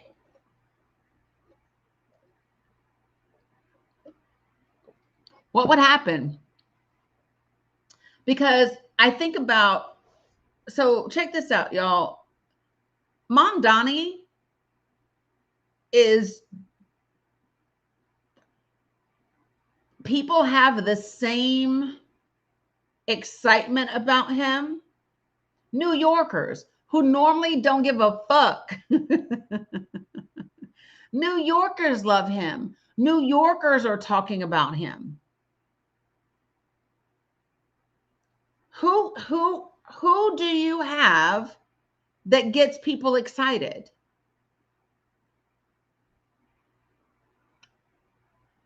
Who are the candidates? Who are the people that get people excited? Right? Because those are the candidates, and those are the types of candidates that you need more of. 100%. Without question. And then does the existing establishment, who loves crumble cookies, he does go out to the streets and actually engages. I watched this incredible video that he did when he said making videos is different these days. And so it shows him out on the sidewalk in the streets of New York, right? And he's getting ready to try to do a video for people. And too many New Yorkers keep coming up to him and keep interrupting him and whatever. And so he can't, so next thing people are like, can we get a selfie? Can we get, and he has to do it like 1,000 times. But it's so great because what does that tell you? When is the last time, if you pass a politician in the street today, would you be excited about meeting them? Would you want a selfie with them?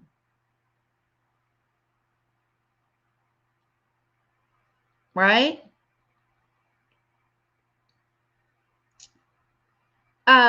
Well, Christine, let's talk about it. I sent you an invitation to come join the panel. Come talk about it. Mom Donnie, he is who's running for mayor in New York. Christine, I sent you an invitation to join the panel so we can talk about it. You would faint if you saw your representative.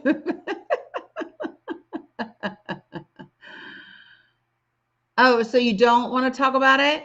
Is there a particular reason why? Yeah, so Sacred City, I think many people were progressive except for Palestine, but I also think that so far as the party goes, I think so far as the Democratic Party as a whole goes, right? Is they were progressive except for when it comes to um corporations and money, right?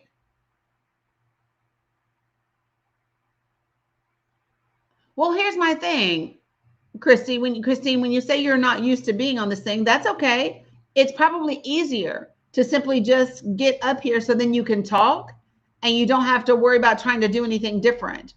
It actually makes it easier if you just join the panel because then you don't have to figure anything out. All you have to do is talk.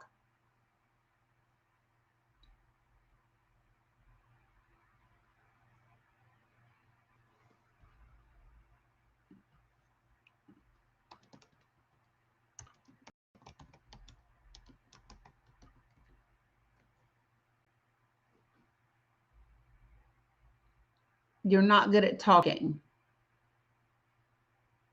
Okay. All right. So folks, let me just tell you, I would be looking at APAC, of course, but also DMFI and also J Street. Like there is more than one pro-Israeli super PAC out there, and it's important to kind of look at those. But definitely the Democratic Majority for Israel folks, that's another PAC, and that's another. It talks about the neoliberal mistake. Metal Rabbit, you want to talk about? You want to come up and talk about it at all?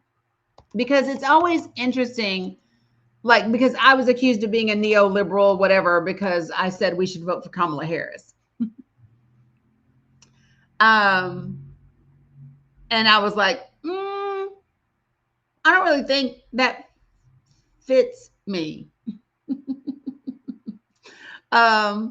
right? What I do think is that for me, it boiled down to real simple. There were two choices in that election, right?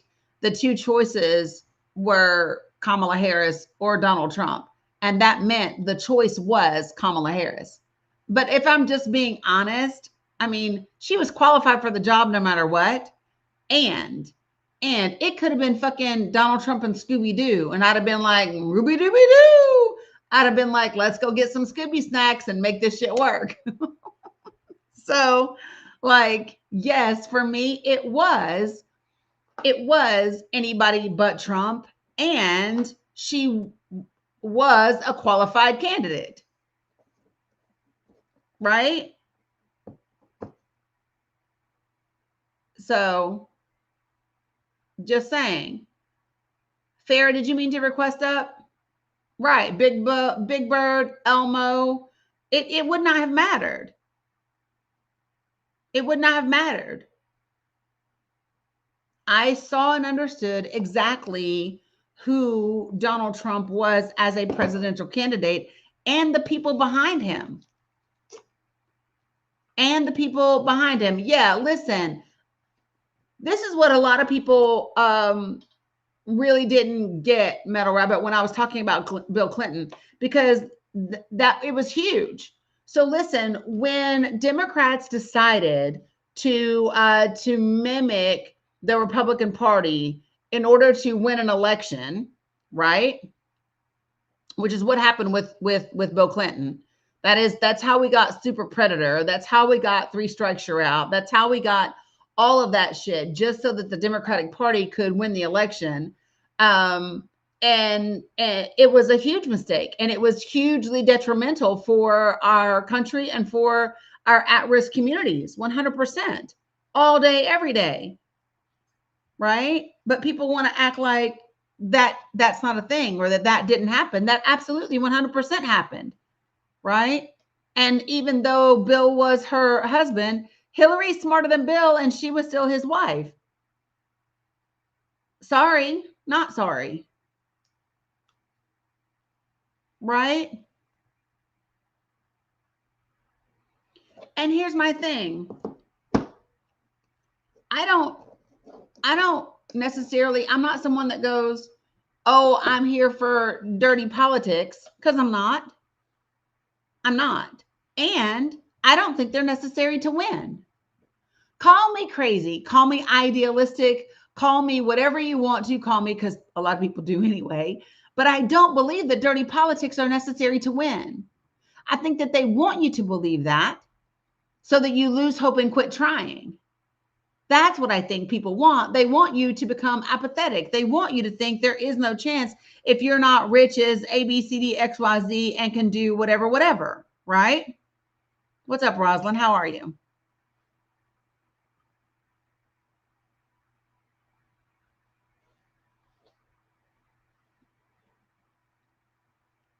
Sometimes it is the lesser of the two evils, which is why the bottom line is, listen, I keep telling people, because we keep talking about these systems and people are like, oh, we have a two-party system and it sucks.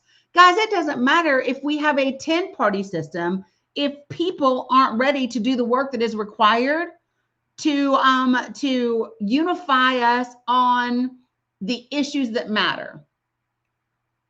And so what are the issues that actually matter to people? Your day-to-day life, where you live, what you eat, hell, if you can eat, where you go to the doctor, if you can go to the doctor, how you're going to pay to go to the doctor, can you get the medication that you need after you go to the doctor, right? Can you go to school? Do you have to pay for school? How good is your school, right? Are you able to pay your teachers, right? Which it's he. It's the policy. So guys, I have an acronym that I when I do workshops, we talk about he. I believe that these four things are the pillars. They're what I call the four pillars of policy when it comes to talking to people. And it's he, H-E-H-E. It's healthcare, education, housing, and economic security, economic mobility. Those are the four things that matter in everyone's life. And no matter what issue you want to talk about, I can always bring it back to one of those four things. And I'm going to show you. So guys, do me a favor, just put in the comments, just drop a word in the comment, an issue that you think was used in this last election.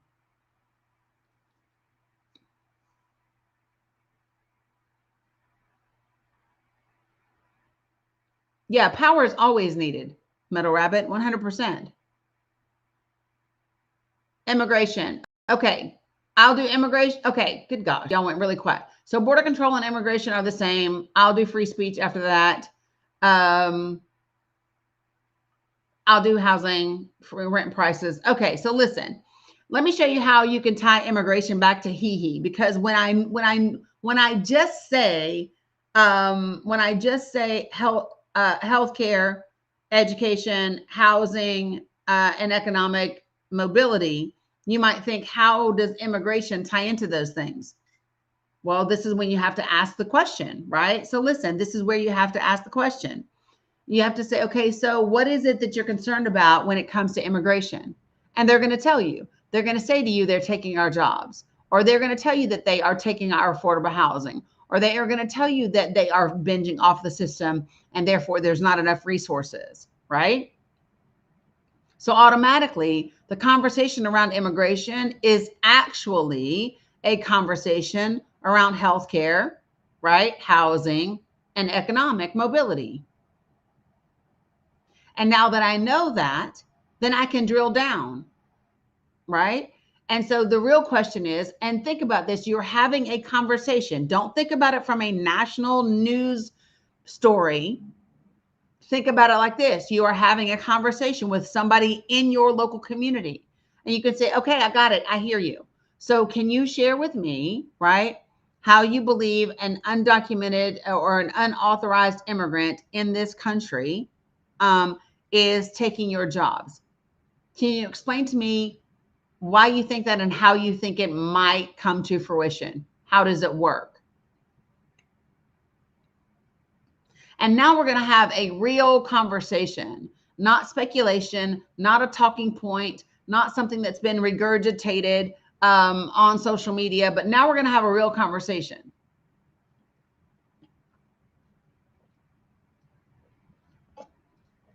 And one of the things that I will talk to people about, Salam Ahmed, one of the things that I will talk to people about in this conversation, in these conversations is, yep, not trying to get into a debate ever, but 100% always having a conversation, right? And so if somebody says, well, I don't know. Okay, well, do you think that it's important to know? Can we talk about how that thing might actually look, or what, may or may not be an underlying problem? And then I always ask people this question seriously, like, so if I were to be able to show you information that is fact-based, that you can look at, read, and verify for yourself, are you open to considering something else other than what you came into this conversation believing? Because that's what makes the difference. There's no need for us to talk for 30 minutes if you're not open to considering anything different. You must be open. Now, don't tell them that if they're open to considering other opinions of opposing views that they're liberal, even though that's the definition. Don't tell them that, because they don't want to be liberal. Right? So somebody else said AB. So I don't believe that AB is actually a conversation about healthcare. I think for many people that are talking about AB with regard to voting, I believe for them it is a religion issue, not a healthcare issue. So what would I be doing? I would want to have that conversation, and I would want to make it a healthcare conversation and take it out of being a religious conversation. Now, mind you, if somebody wants to have an AB religious conversation with me, we can 100% do that. Your girl is down. I will break out a Bible. I will have a conversation. We will pull up Bible verses. We will do all the things. I had a thought today. Can I share with y'all a thought that I had today? So I had a thought today when I was recording my podcast episode about sin. And the reason I had this thought was because good old Charlie. I was looking at things that Charlie had said, and he had called trans people an abomination. Right, Stacey D, a Strong's Concordance. Y'all, the first time I ever said Strong's Concordance, y'all about lost your mind. The first time I said, don't make me get out my Strong's Concordance, people on here were just like, oh no, did Danny just say, yes, I said Strong's. If you don't know what a Strong's Concordance is, I got to question your, no, I'm just kidding. But listen, follow me on this. So I had this thought today about the hierarchy that we as human beings, your very Christian friend didn't know what that is. Listen, they ain't done the studying I done. Look here. If you don't know that the Old Testament is written in Hebrew and the New Testament is written in Greek, and if you don't know how to look up the Strong's Concordance and to see what the different definitions of those words are, you ain't really spent no time up in there. I have. But the thing about it is like, just like our language today, guys, the same word has like different definitions depending upon how it's used.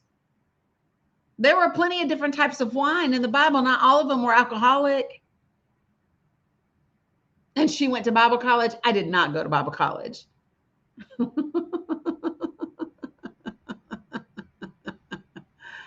Yeah, but so follow me, Kat. People aren't going to separate. So AB is never. So when we talk about the separation of church and state, that is from the people. That is from the people that are putting laws together and that are sitting in their offices, right? That is not the case for folks that are how can I say this? Just regular everyday folks. They're not going to be able to separate their faith from how they view their elected officials or policy and so forth and so on. They're just simply not going to do that.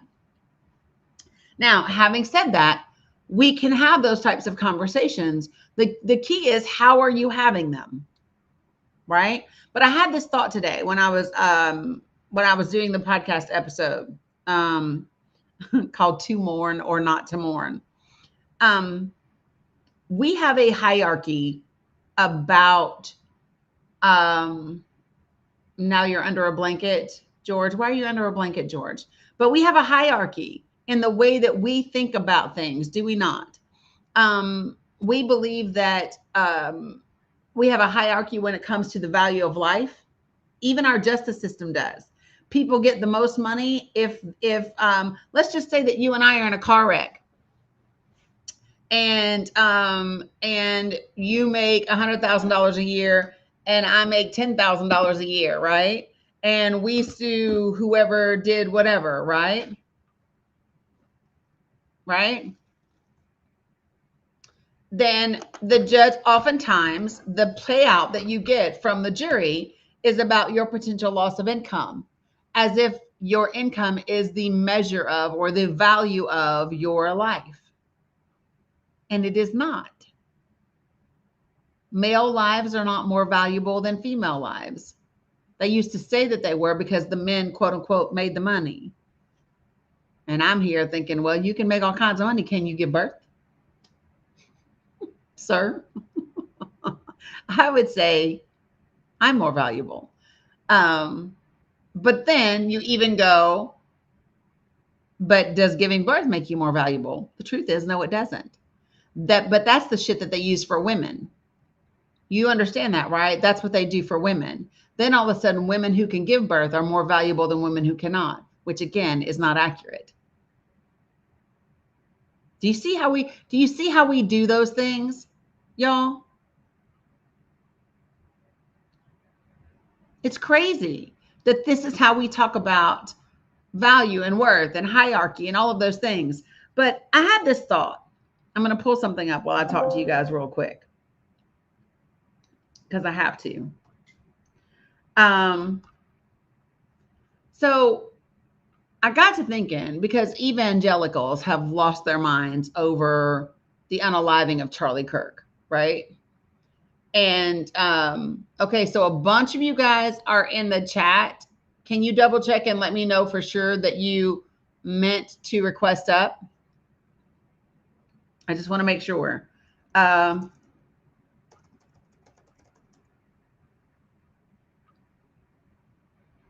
right. So listen, can we talk about something?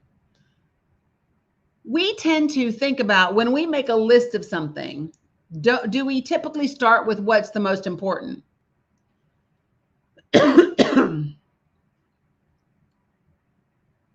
Do we tend to do that, you guys? Would you agree that we tend to start with what's the most important?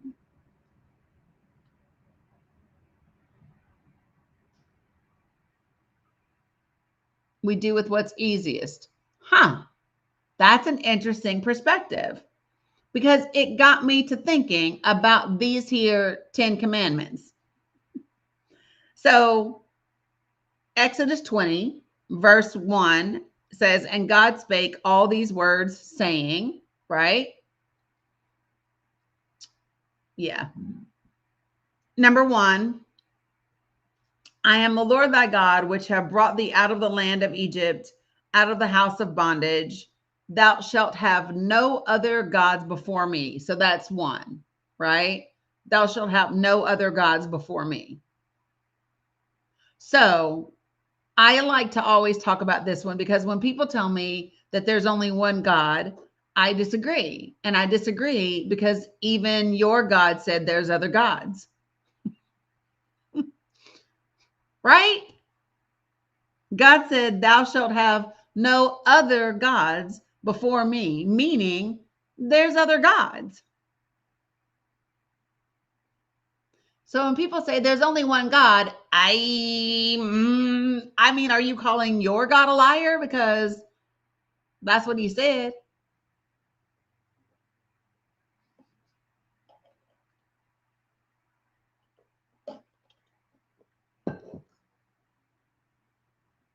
How many of you guys have ever thought about that?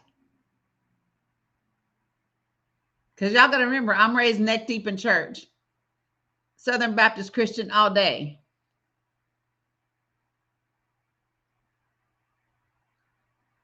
Right, Micro.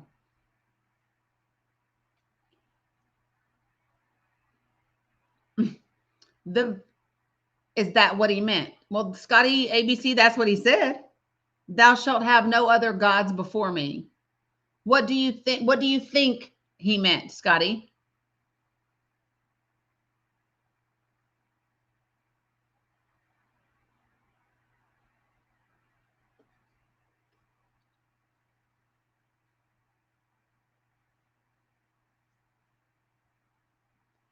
No, I'm reading the words, Scotty. You can't play semantics when you're just reading the words. Thou shalt have no other gods before me.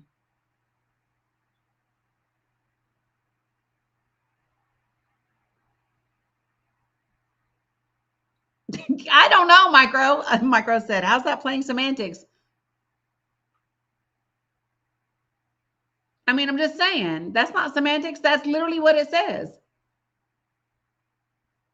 Yes, Merlot, Scotty ABC does know.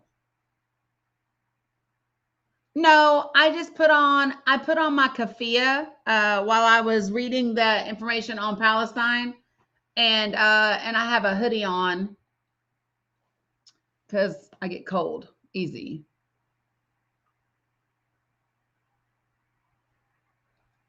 Okay, so number two,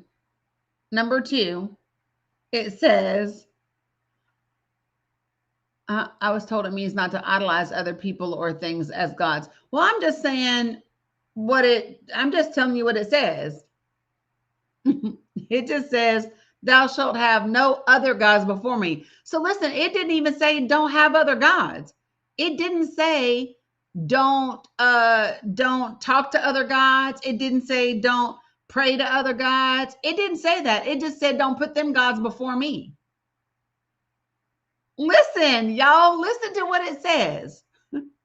All it says is, thou shalt have no other gods before me. So you can have some other gods. You can do whatever you want to with them other gods, but just don't put them before me.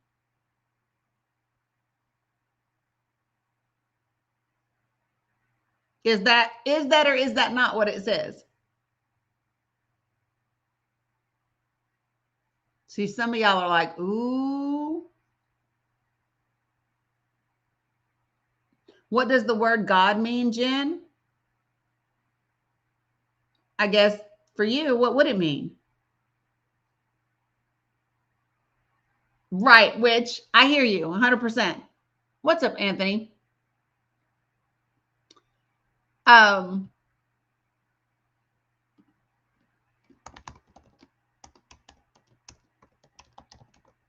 well, so when somebody says the Greek, remember this is Exodus. So Exodus would be Hebrew, right? Oh, Jeremiah, you know Anthony? I love that you know Anthony.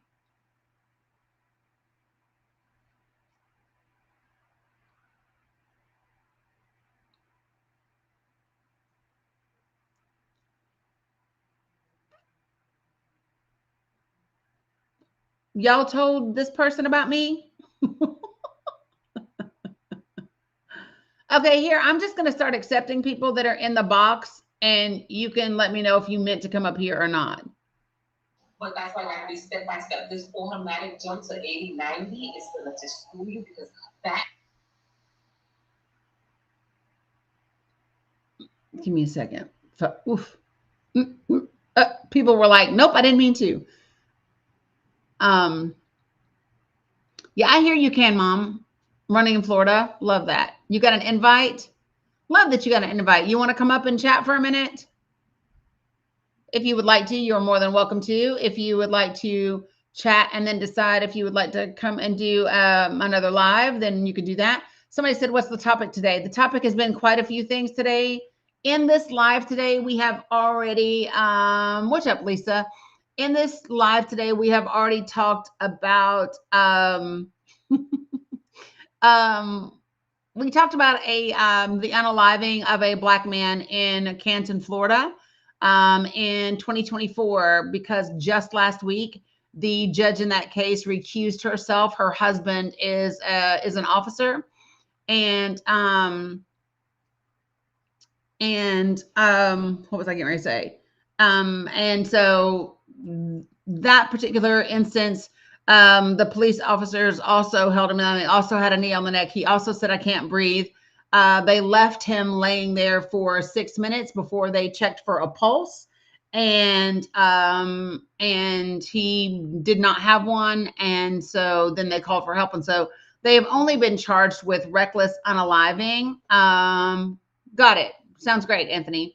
And if convicted, they will face up to 3 years in prison. But the trial is scheduled for January of 2026. Yeah, Ohio. Did I say Florida? Because I'm reading Anthony's stuff.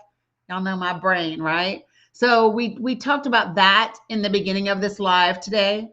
And then we moved on and we talked about, we talked a lot about Gaza and Palestine. Yes, Canton, Ohio. And we talked about Palestine and we specifically talked about Gaza.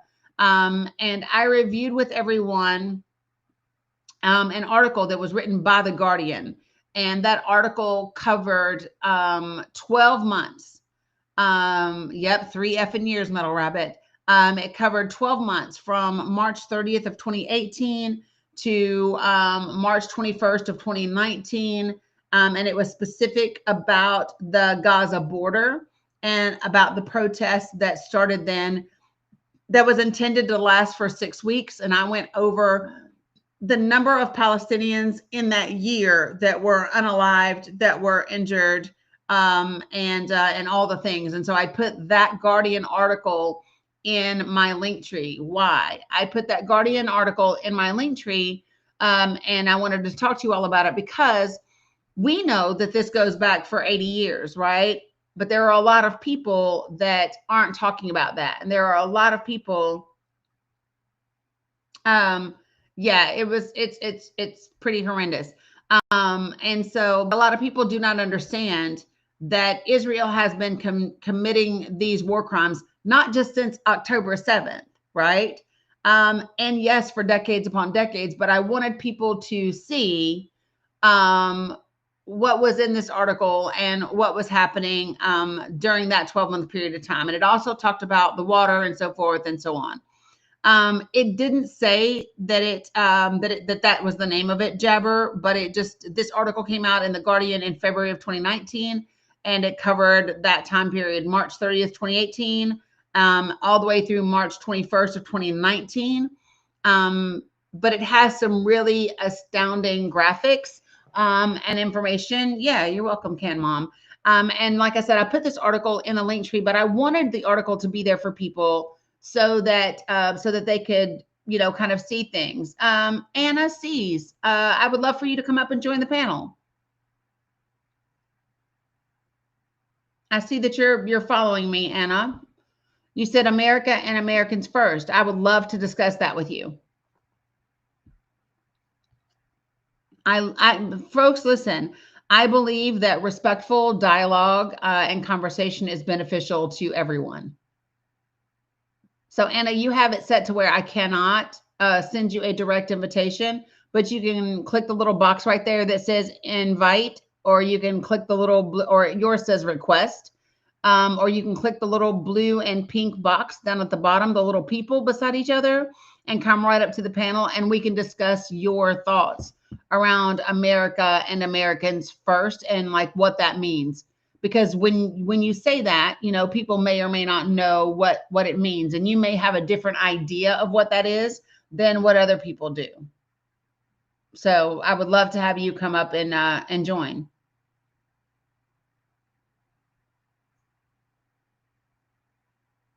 Jen Inspires, what's up?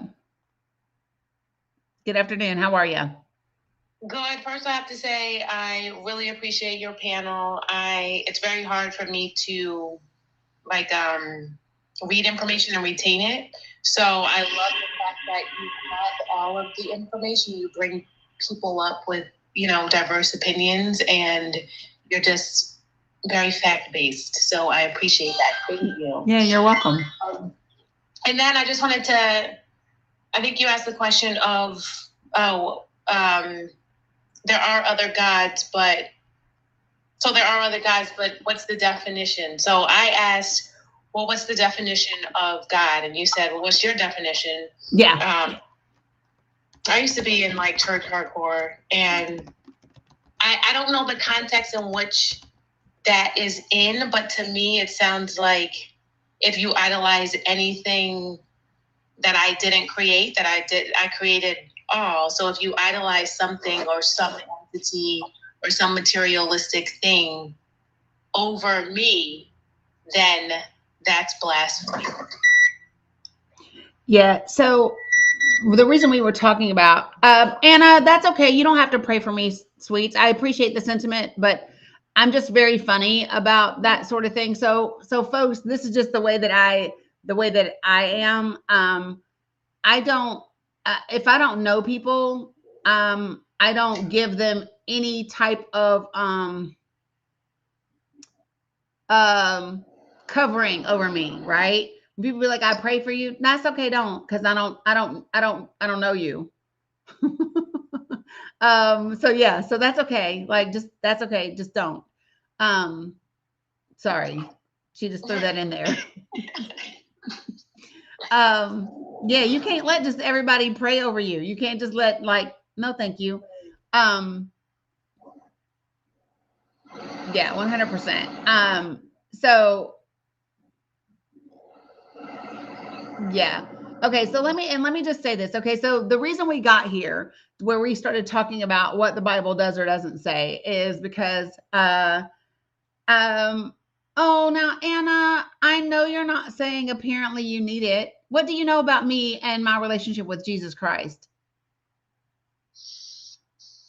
What do you know about me and my relationship with Jesus Christ? Because you sound slightly judgmental. That's what you sound like. You sound like someone who has preconceived notions about people without knowing their fruit. And you also sound like someone that's not very well versed in the Bible, because the Bible actually tells you to discern individuals, right? To know people by their fruit, to have discernment over who you let have spiritual impact on your life. That's what it sounds like.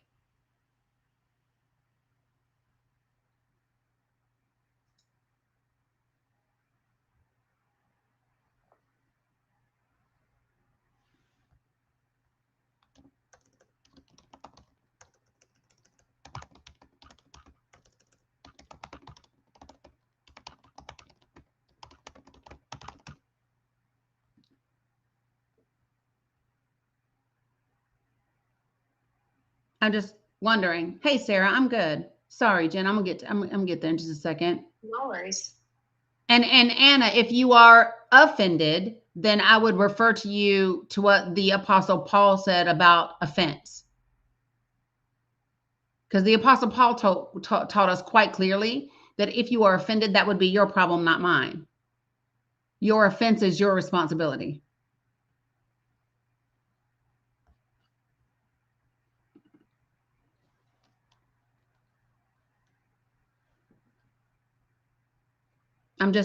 Where'd you go, Anna? You don't want to have another conversation about the Bible? Anna?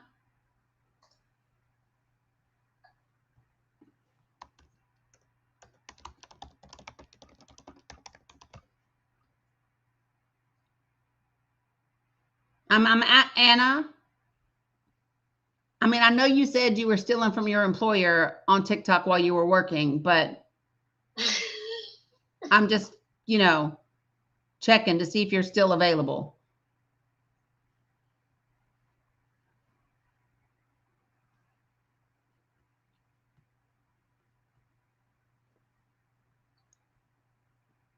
Yeah, I'm just, listen, don't ever come for me because you might find me. Okay? Don't do it. Don't do it. I'm just saying. Good Lord. I cannot. And by the way, Anna, go to the 15th verse in the outline for the 10 Commandments, and it says, yeah, she's following me. Anna's probably at work following me for somebody else. Shit. Thou shalt not steal, Anna. How about that? So anyway, see what happens when people come for me crazy? Yeah, it just I don't understand people. So the way that we got here, right? The way that we got to this conversation, even about the 10 Commandments, is the number of evangelical Christians who are trying to oh, thanks, Eric, who are trying to portray Charlie Kirk as this, I mean, to hear them talk, that Joker was like ready to go on mission trips and save the world and lead them to Christ, right? And so I keep talking about, okay, so let's talk about Galatians 5:22 and 23. Let's talk about the fruits of the Spirit. Let's talk about the 6 things that God hates and the 7 that are abominations to him, right? The very last one is when you sow discord amongst your brethren. Yeah. And to me, look at the amount of discord we have seen even in his passing. Do you know how much of an abomination you have to be able to sow this much discord in your unaliving? Like, I'm just saying. So it's interesting to me how people like to use the Bible to portray things that aren't even biblically based, such as, like, to me, like when I look at the 10 Commandments, so let me see, where is it? So we get all the way to 1, 2, 3, 4, 5, 6, 7, 8, 9. Oh wait. Good Lord, those are the verses. I need just the actual commandments. Hold on. See, this is what happens when I'm reading. Let me see. 1, 2, 3, 4, 5, 6, 7, 8, 9, 10. Okay. So do y'all realize in the 10 Commandments that we have, we didn't even get to unaliving until like 7. I would think you might start with that one. Like, if I don't know, I just think like it's interesting to me when people start to talk, because when we say thou shalt not bear false witness against thy neighbor. Well, I see that in politics all day long, but ain't nobody talking about that. Why aren't we? Can we talk about that commandment that y'all breaking all day long? Can I talk about working on the Sabbath? Can I talk about that? Because listen, evangelical Christians, especially those of you all that are rich and running corporations, everybody should have the damn day off on the Sabbath. And that means the real Sabbath, which is Saturday, not your new calendar Sabbath on Sunday. I'm just saying, if we're gonna follow them all, right? Can we? Yeah, I completely agree. I think that it's just like even when you look in the New Testament and the existence of Jesus and how everyone missed the point. Like, I think a lot of people are focused on his words and what didn't say and what we did say and breaking that down and trying to have our own definitions of things. Mm-hmm. But if you actually study his walk, that's what it's all about. And everybody thought they were right. Yeah. Even when he was existing. So I completely agree. Yeah. I appreciate you. It's amazing to me. And that's why when people talk about, so here's my thing. I have noticed that the more that, so let me just say this for people who are like, well, Danny, I had somebody ask me the other day, what is my faith? What is my religion? And I said, my religion is love. That's my religion. And the reason why I don't claim any other man-made religion is because man has corrupted every religion there is. Every religion that has a text and a this and a that, it's man-made, right? And that means anything that man creates is going to be tainted because we are tainted, right? And so for me, I have no desire to align because what I have seen is I have seen man continue to take religion and use it for absolutely horrid things, right? Whether we talk about the Crusades, whether we talk about the G-side in Palestine that is happening right now in the name of religion. And I mean, for everybody, if you haven't connected those dots, I need for you to understand that when we talk about rebuilding the other temple where you think it needs to be so that Jesus can come back, all of that is you are unaliving people in the name of Christianity. Mm-hmm. That's what you're doing. And so for me, I am no longer claiming anything that man made in terms of what my faith is. Because what I understand is that, and it's taken me a long time to get here, especially to be able to say it out loud, like the way that I'm saying it right now. Oh my gosh. Because for the longest time, it was like, oh, I'm burning in hell. I am burning. I'm gone. Listen, I was like, if I walk into a church, I will spontaneously combust, you know? But the reality is this, I had to go back and ask myself some real questions about things, right? One, why was there a slave Bible? Why would there even be such a thing?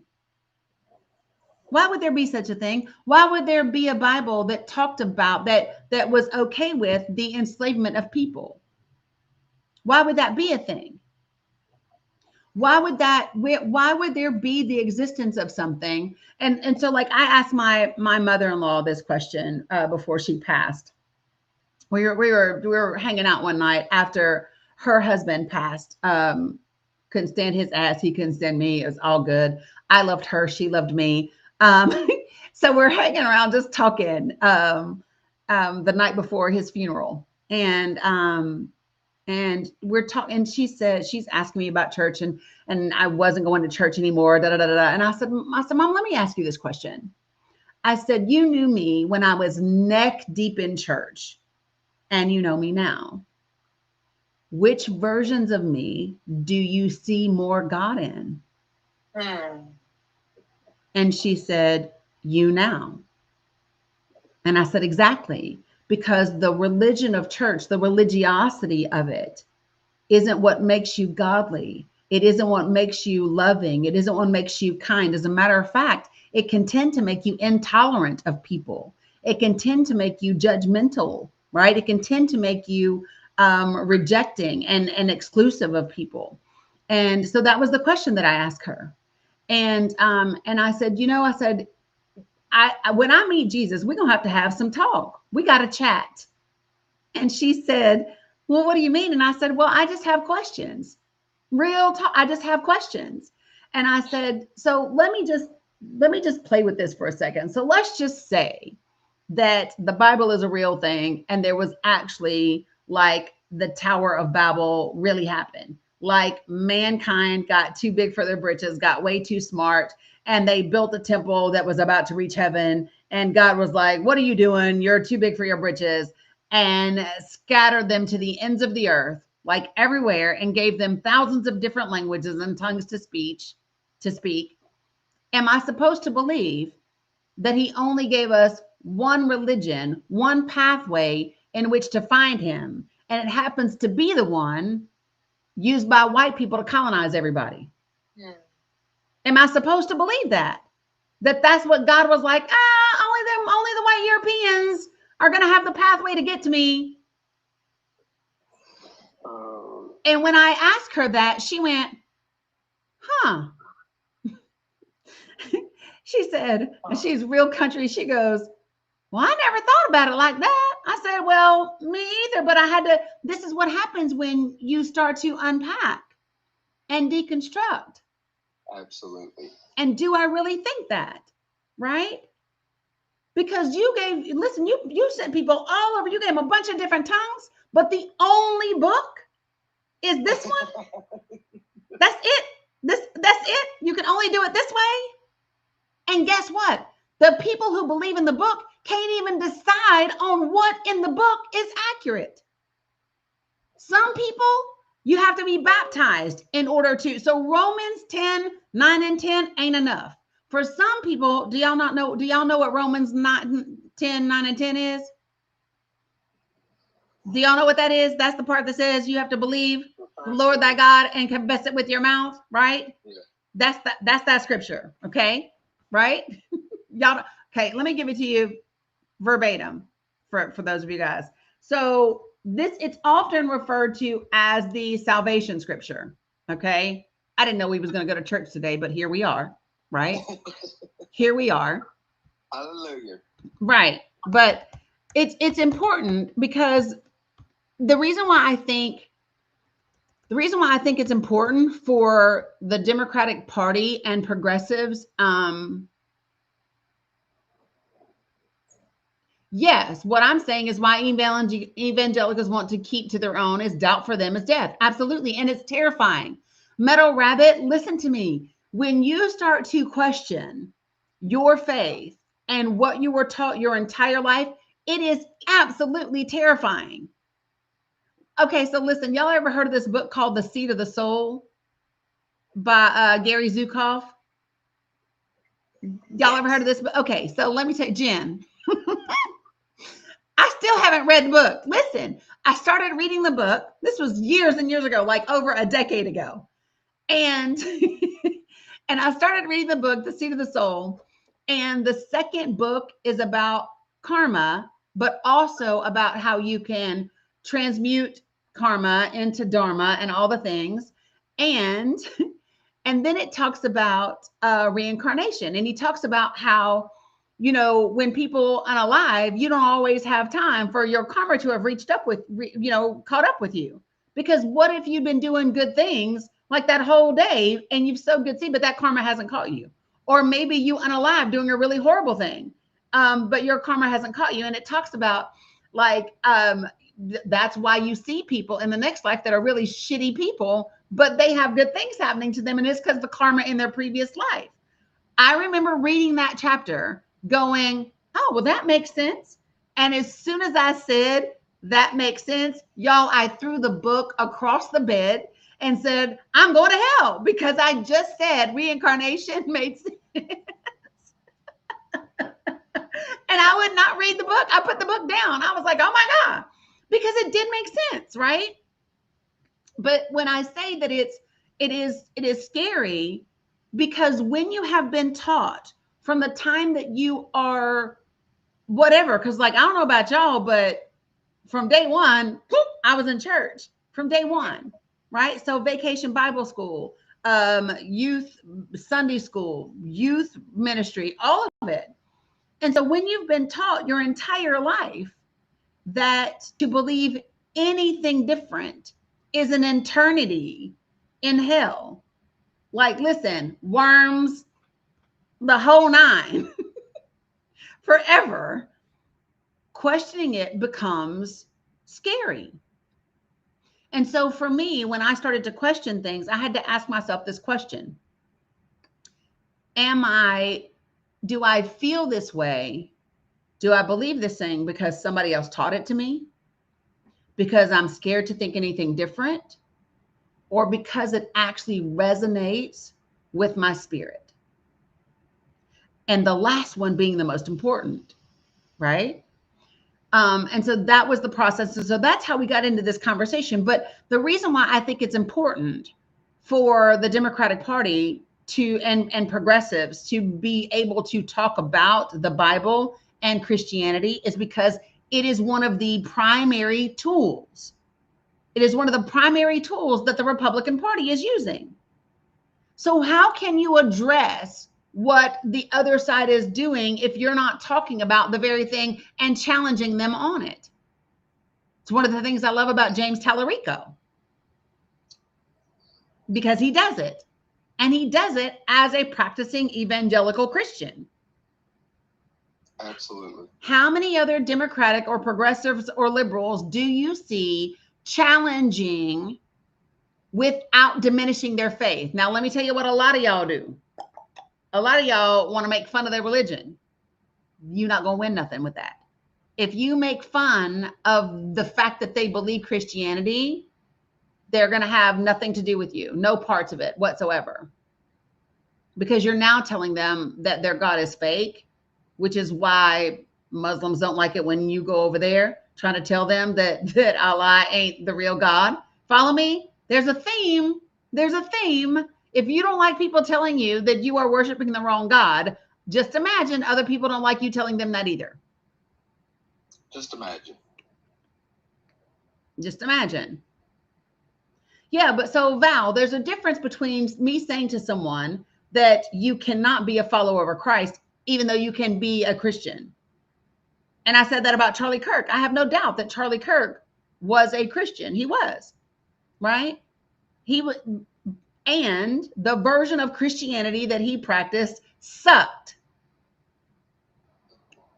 He was a Christian according to his man-made Christian religion that he followed, that doctrine.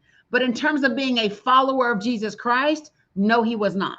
And the reason I can say that with utter confidence is because all I got to do is go to Galatians 5:22 and 23. Why? Because it says, if the Spirit is active in your life, if the Spirit is in you and you are living your life according to the Spirit, you will have these attributes. And he don't have them. So just saying. So the reason we got down this conversation is because people go, well, why are we talking about God and religion if we're talking about politics? Because the Republican Party, the GOP, has infused religion into the political conversation. Therefore, you must be able to have a conversation about religion without diminishing the religion that someone chooses or doesn't choose. It's incredibly important. So, Jen, the reason it's my favorite scripture. I can't remember the verse. I think it's in the Old and the New, but it basically says it's written on your heart. That's how you really know, because you're living it. You don't have to talk about it. You don't have to dogmatic to other people. Your existence will prove itself true. And all of this talking, even after his death, it's just proving the point that people don't really have personal relationship. They have cults.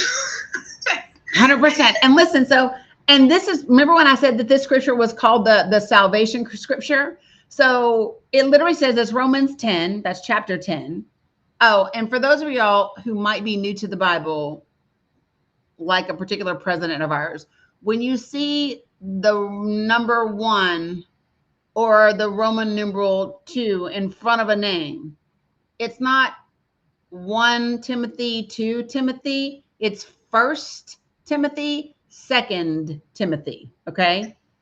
But anyway, Romans chapter 10, and then go to verse 9.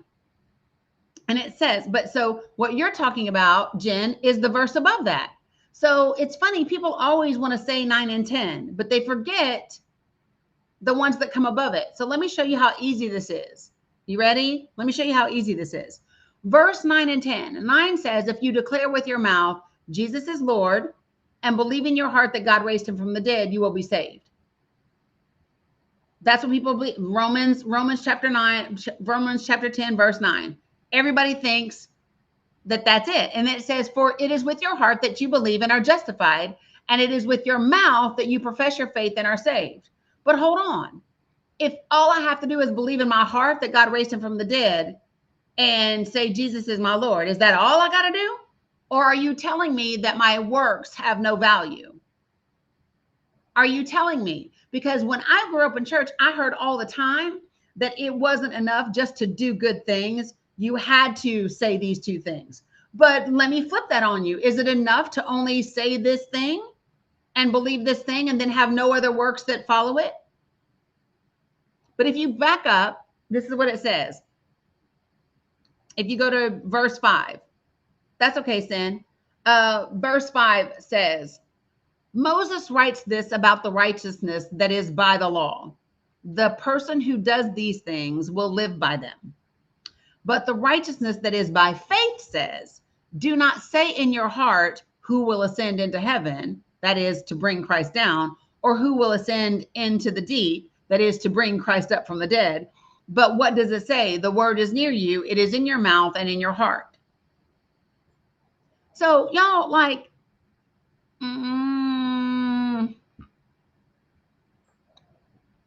I just would say to you, to be able to talk about this is going to be crucial as we move towards the midterms.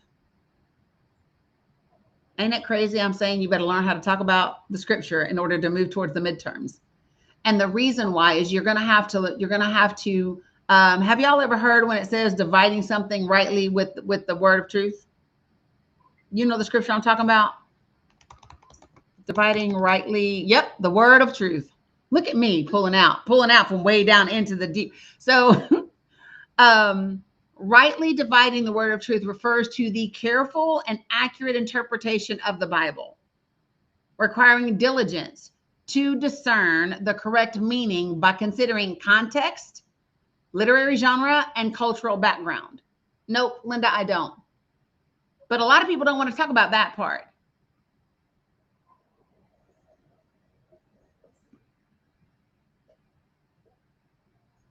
I'm just saying. So in this conversation, this is how we got to the conversation about God, and going back just to the first commandment, that when he says, thou shalt not have any other gods before me. And I said, well, God himself said there are other gods. He just said, don't you dare put none of them before me.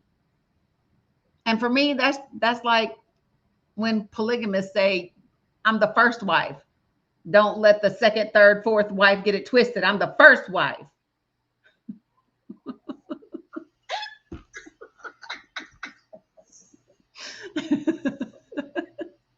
I appreciate you so much. I have to pick up my kid, but I don't know how to drop out of here. I got you, Jen. I got you.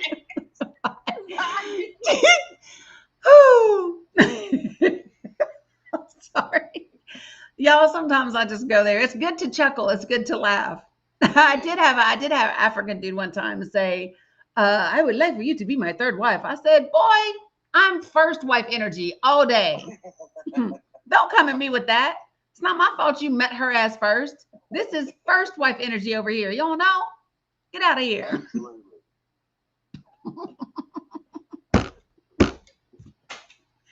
Holy. I approve that message.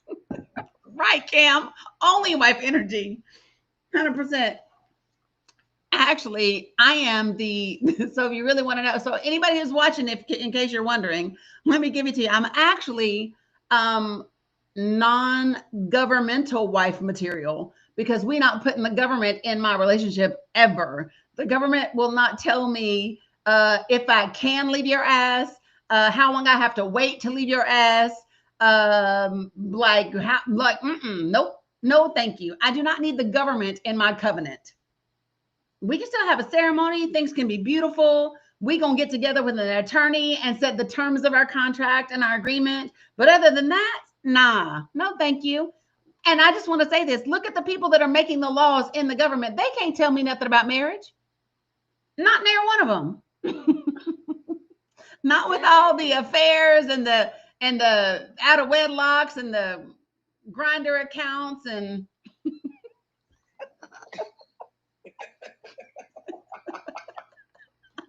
I'm just saying, absolutely not. Right? I'm just saying. Right. No government in my covenant. Exactly, DJ.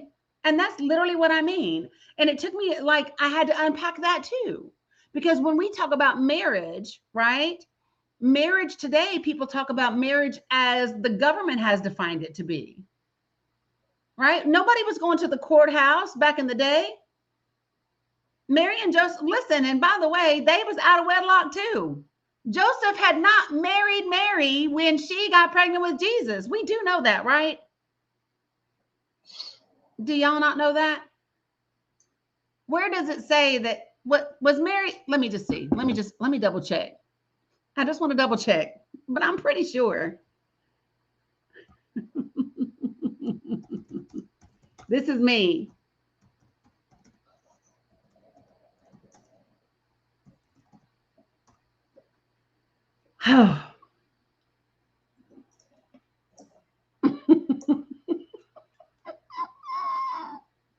You gotta love it when the very first answer that you get.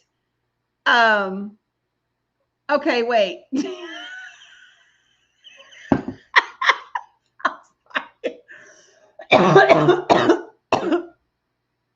Wait, because she was.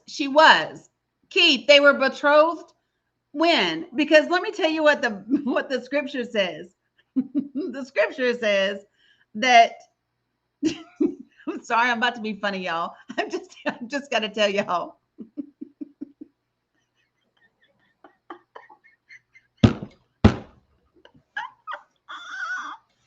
I'm sorry, but this is just funny. No, Sandy, I don't. Sorry, and see, and Dominic, I'm coming to y'all. Holy jeez.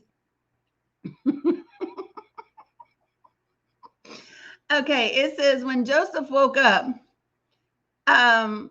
he did what the angel commanded him. So wait, so an angel had to appear to Joseph and say, Mary, Mary. Because Joseph wasn't trying to marry Mary.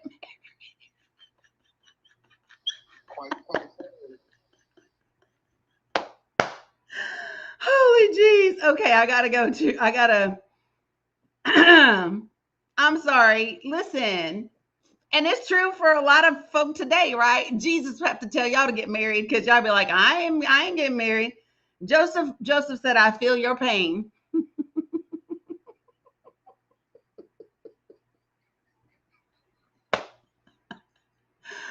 Oh, the angel had to say, go marry Mary, Joseph.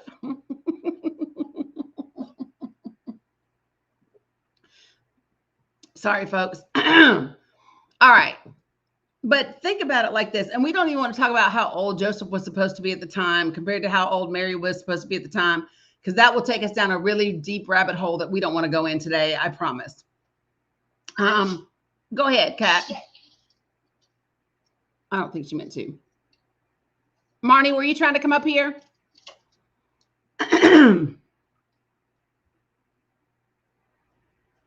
I don't think so. I don't think so. See, you want to pop it? Oh, there she goes. I don't even know how that happened. Sorry. That's okay. See, you want to pop up in here? Yeah, hi. Hello. So I just have a quick question about the Charlie Kirk situation. Okay. I've noticed a lot of people, on every side talking about their thoughts and feelings on him.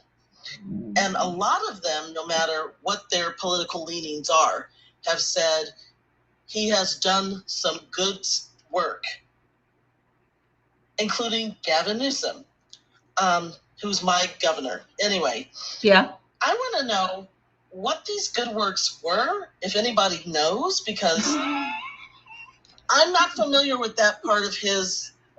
I'm not familiar with that part of his discourse. Yeah, I couldn't tell you. I don't know what they mean by good works. I think that okay. So here's what I will say. From what I know, he was supposed to be a good father. I would consider that to be good work. I would consider that to be good work. Anything else, I really couldn't tell you. Right? I couldn't tell you. You know, I don't know if you all remember, but Gavin Newsom spoke well of Trump a couple of times uh, during during and after the first administration. Do y'all remember that? I do. Yeah. So Gavin has never been my boy. And if I'm being direct, I think that Gavin is while Gavin Newsom knows where he's the governor of. You follow me? Gavin knows where he's the governor of.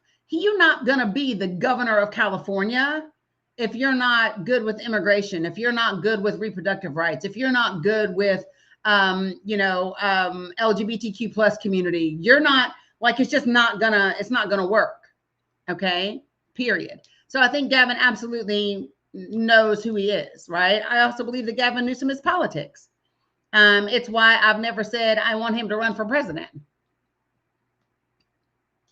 So I'm just saying, yeah, Gavin Newsom said his kid would listen to Charlie Kirk on his podcast. Listen, what have I said to you all for a long time?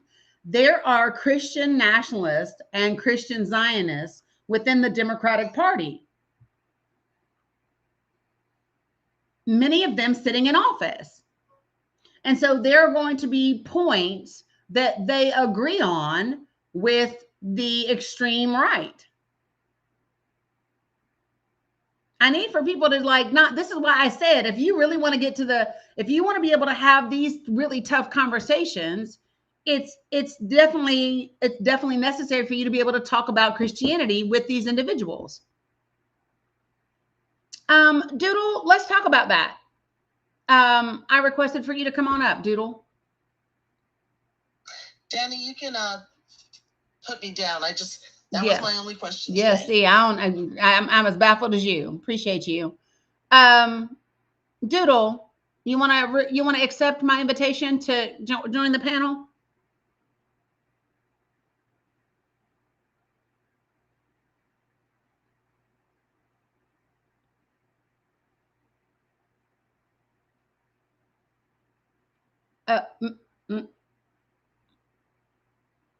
No, Steffi G. He focused on high schools and colleges.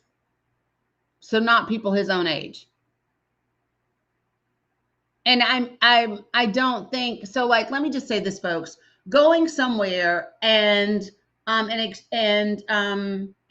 conversations with people using straw man arguments is not debate. Misrepresenting data and information is not a real debate. Real debates, appreciate you, Abdul. Real debates are when we use like facts and philosophy, and we're able to articulate things. Like for me, Charlie Kirk did not participate in debates, right? Not all the time.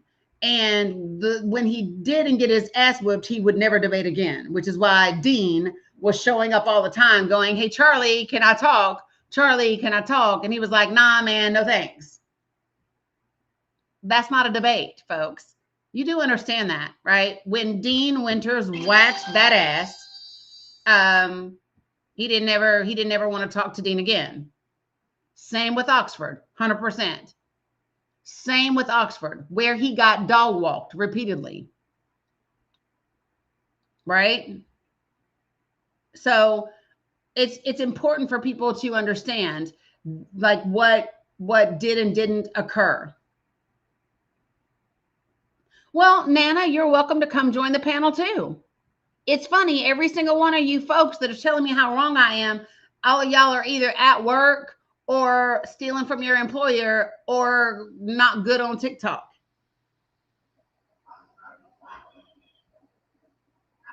Yeah, he doesn't want real debate. Doesn't want real conversation. Yeah, let me tell you something, folks. I said this on my podcast this morning, and I will say it again. So if you haven't listened, I have a whole new podcast episode up today, The Danny Cook Show, wherever you listen to podcasts. Okay. But I have known people like Charlie Kirk my entire life. And here's what I mean by that. Okay. So how many of you all heard Charlie Kirk actually say the things he said about Black women, including Ketanji Brown Jackson, Michelle Obama, Joy Reid, and Representative Kathy Shepard? How many of you all actually heard the segment where he talked about them? Because I heard it and watched it with my own ears. For those of you all who didn't, I'm here for you. As always, I am here for you. You ready? So let me help you out.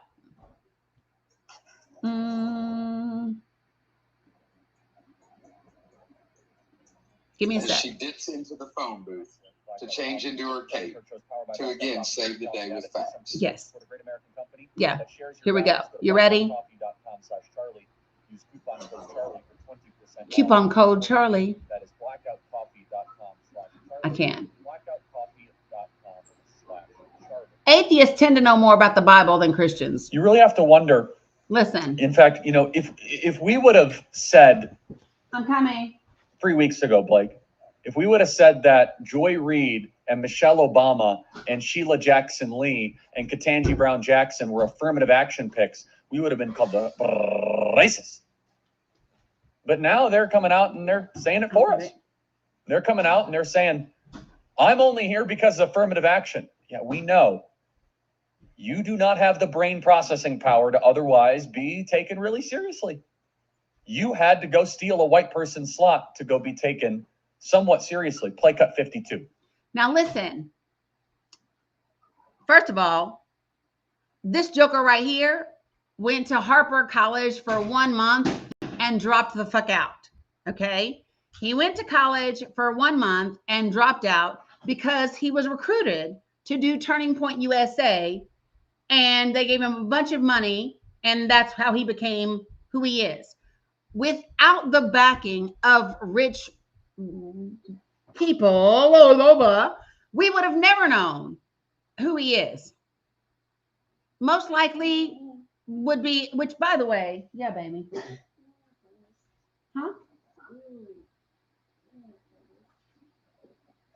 You gonna read that? Is that what you're saying? Oh no, it's in my brown bag, babe. It's in my brown bag. So, and I don't know this part, so you would have to check it. But I read earlier today that his wife was a contestant when Trump owned the Miss Universe, whatever, and that's how she won. I don't know that for certain because I haven't looked it up because I really don't care. But it would not surprise me if she was in that, yeah. I'm just saying. Let me see if I can find it again real quick.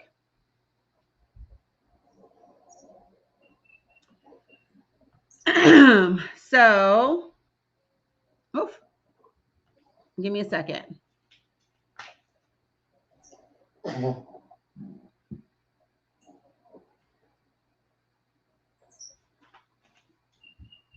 my gosh, could we get to it, please? Yeah, so she's 36, so she's five years older than Charlie, right? And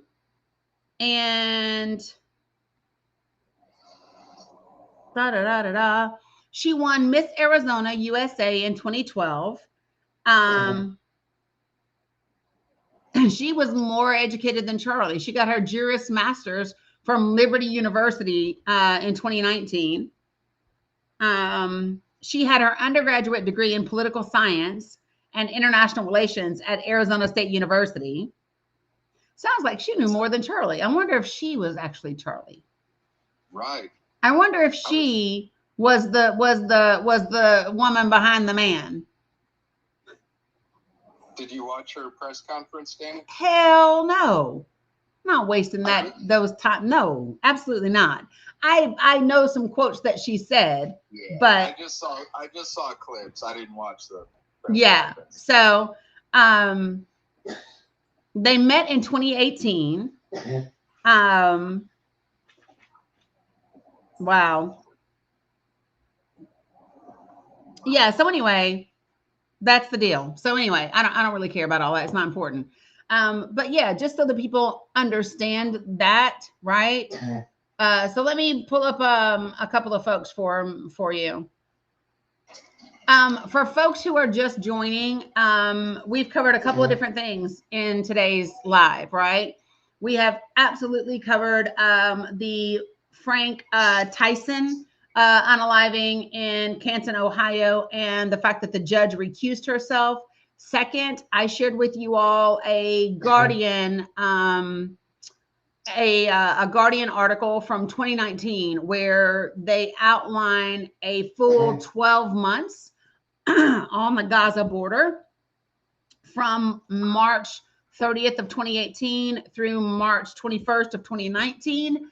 And they outline for you the things that Israel did at that time, including the unalivings and maimings and things of Palestinian people. So that article is in my link tree.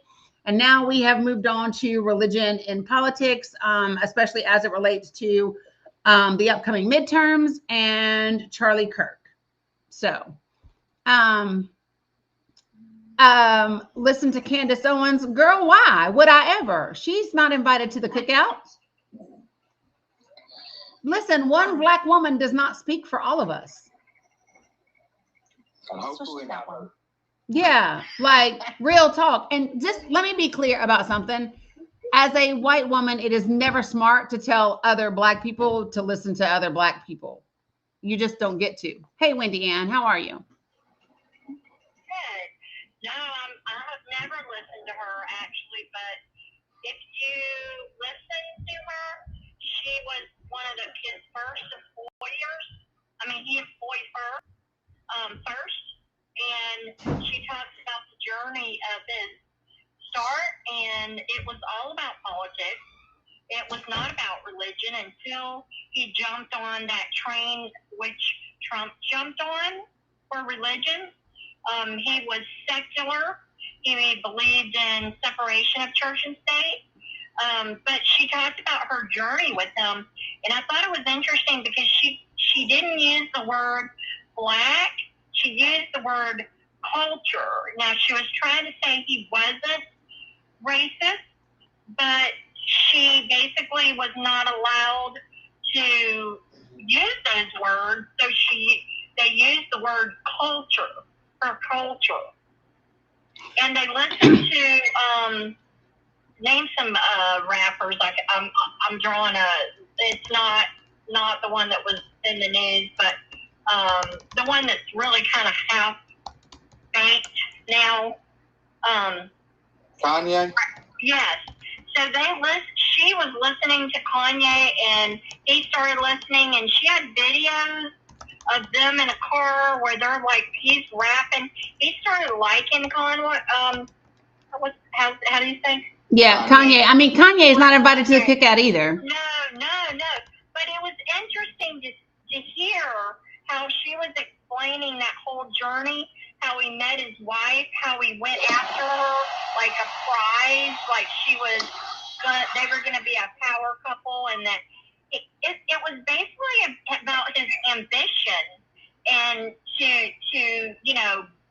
to be winning, so it wasn't about religion. It was about politics. Well, but I think But that right, and they've turned it into this because, like you said, which I think is the worst thing they could have ever done, is introduce politics into their religion. And so now they act like he's some religious saint when he really just wanted to win the politics. And Well- he was very crucial in Trump winning because he went after, which we need to. He went after those young people that were not voting. yes. That's all. So here's what I will say about Charlie Kirk and Candace Owens. It's so Charlie Kirk did with Candace Owens what all rich white men do, especially in politics. They hired a black person to be over urban engagement.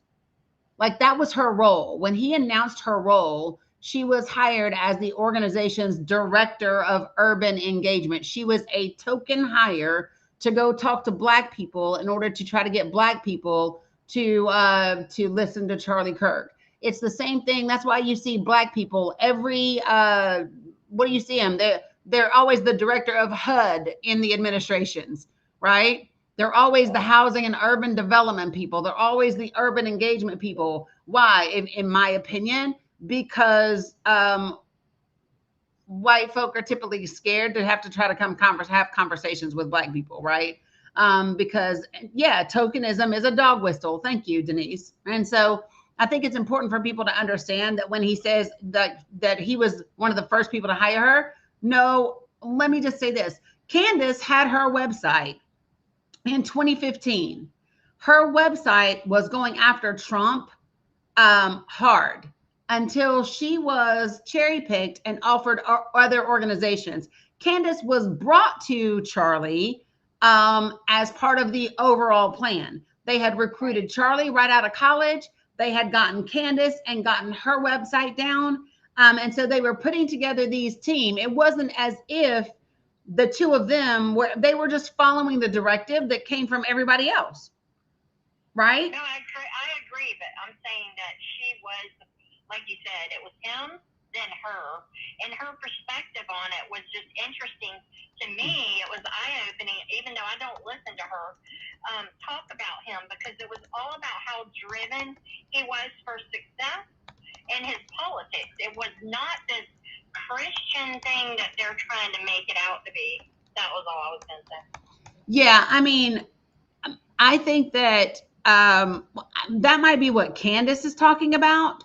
And I wouldn't be surprised with that because, you know, Candace was let go from Ben Shapiro's organization because when she said something about Israel, they told her she was being anti-Semitic, right? So it wouldn't surprise me to see a difference between, you know, what they talked about and what she says versus what he believes. Because like when he talks about, yeah, they're both grifters, 100% Metal Rabbit. When Candace Owens says she's never experienced racism after the NAACP won a lawsuit for her for having racist things said to her by 5 white boys at her school, she is a straight grifter. You can't tell me what we don't already know, right? So I can't. So her liberal blog that she used to run, let me see if I can find the name of it for you real quick.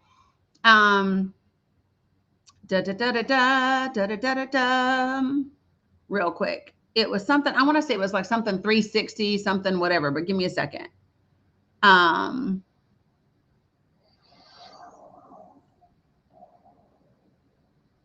Yep, not 360, 180. It was called Degree 180.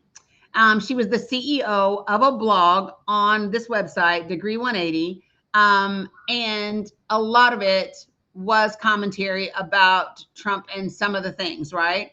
You can find it on the Internet Archive, and it was really growing when she got handpicked. And then all of a sudden, like she had so one article that she wrote was October 2015, and here's the title of it. News update: the Republican Tea Party is led by the Mad Hatter.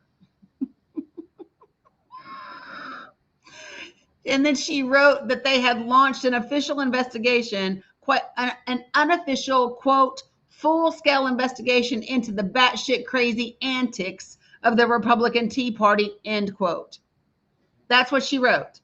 And then she said, quote, the good news is they will eventually die off peacefully in their sleep, we hope. And then we can get right on with the obvious social change that needs to happen immediately, end quote. Right? So this was Candace Owens in 2015, people, just so that people understand. There was another article that somebody contributed to her blog site, and the title of that article was Serious Question, is Donald Trump a social experiment? And that article mentioned, quote, Trump's racist, bigoted, and downright offensive, end quote, actions, right? That was also on the site. So I think it's really, really important that people know what was coming out of her at that time. Her site was called Degree 180. You can go to the Internet Archive and read the things that she used to say and the things that used to be published on her site. By the end of 2016, it stopped publishing new content. Okay. And then, so I just want you to follow my path. By the end of 2016, yep, Degree 180. By the end of 2016, there stops being new content on her site. And then you turn around, and in 2017, she begins to work with Charlie Kirk as the director of urban engagement. I definitely think they were using her brain power. She rode around with him for like 2 years at these campuses. Mm-hmm. She was very close to him. And I just thought it was interesting to hear. She was more genuine about him as a person than his wife. Like, his wife's thing was totally off the wall, crazy. Yeah, because she was the political, right? She was the political. Her whole speech was meant to be political. She was crying battle. Yeah. She was crying battle, and she's trying to defend. I mean, she's trying to carry on this business that they have, which she's not going to be able to do because, you know, they don't like educated women. Well, they do if they do their bidding. Right. They do if they do their bidding, right? They're totally okay with it when they do their you know, their bidding. So, let me just, you know, when I think about Candace, I don't believe that Candace is genuine. I think that, let me just say this. I think that Candace, just like Charlie Kirk, just like many of them, they actually separate their politics and what they do for a living from who they are as people. So that is why you hear them say these glowing things about each other, right? Yeah. Oh, he was really a great guy, because she knew him as a person and as a family, and they hung out and they were friends and they were whatever, right? They don't believe that their antics is indicative of who they are. But it is, in my opinion. I think you can't separate them. Yes, baby. Of course. I don't care. Whichever one you want. Don't forget you have physical therapy. After Dominic gets here, we got to go to physical therapy. Yeah, Mia Anderson, they think it's all entertainment. It's not entertainment, though. There are consequences, right? And so Wendy, let me tell you, when you first came up here, I thought you were trying to tell me, because I had somebody else do this. No. I have been listening to you, and I was like, finally someone, you know, because as a white Christian person, I can't even use that word anymore. Nope. The amount of what I saw on my FB site this week just was like people going after groups of people, including me. And it's been really, well, it's been eye-opening a little bit, because I knew it was under there, but it's out in the open. You know, it's out in the open. Yeah, so thank you for what you do. Yeah, you're welcome. Appreciate you. I got you. So let me give you guys the rundown for those of you guys who do not know. I just want you to hear the trajectory of Candace Owens. So in 2010, Candace Owens worked for Vogue magazine. In 2012, she joined a private equity company in New York. In 2016, she had a website called socialautopsy.com. And in between that time, she had her online blog, Degree 180. Okay. The socialautopsy.com site that she ran in 2016, she said she made that site after experiencing racialized bullying and harassment in high school. But wait, Candace, I thought you never experienced racism, right? Next, in 2017, she founded her YouTube channel, and her one that came out was, Mom, Dad, I'm conservative. I hope that's okay. And so that is where, yeah, she was hustling. Been about that life, right? Been about that life. So yeah, for those of y'all who don't know, all skin folk ain't kinfolk, and no, she can't come to the damn cookout. And in my opinion, she probably cannot make macaroni and cheese or potato salad. Real talk. So Grammy, you wanted to get in here real quick? What? Hey. When? So I just have, just thank you for what you're doing, but also I want to connect a dot. Okay. Okay. In 2012 is when Lindsey Graham said that we're not creating enough angry white men. Mm-hmm. Right? Yep. And when did Charlie Kirk get recruited for this? Oh, it was around the same time. It's around the same time that he was recruited. Nick Fuentes. I think Nick has been around for about 8 years now. So like this was the intent. This was the intent. Yeah, 100%. Yeah. So he was their choice to. Anaya, she's calling you. Be the mouthpiece. Yeah, one of them, definitely. Yeah. Yeah, 100%. Ben Shapiro too. Yeah. So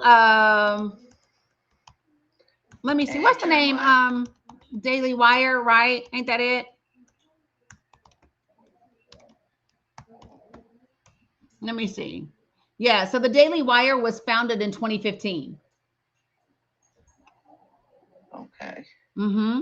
So you have the Daily Wire founded in 2015. You have 2012 is about the time frame where you have Kirk being recruited, and then Turning Point USA. All of it is in the same box. I think his wife became Miss Arizona 2012. Yeah. Erica. Yeah, there's a lot of dots. Mm-hmm.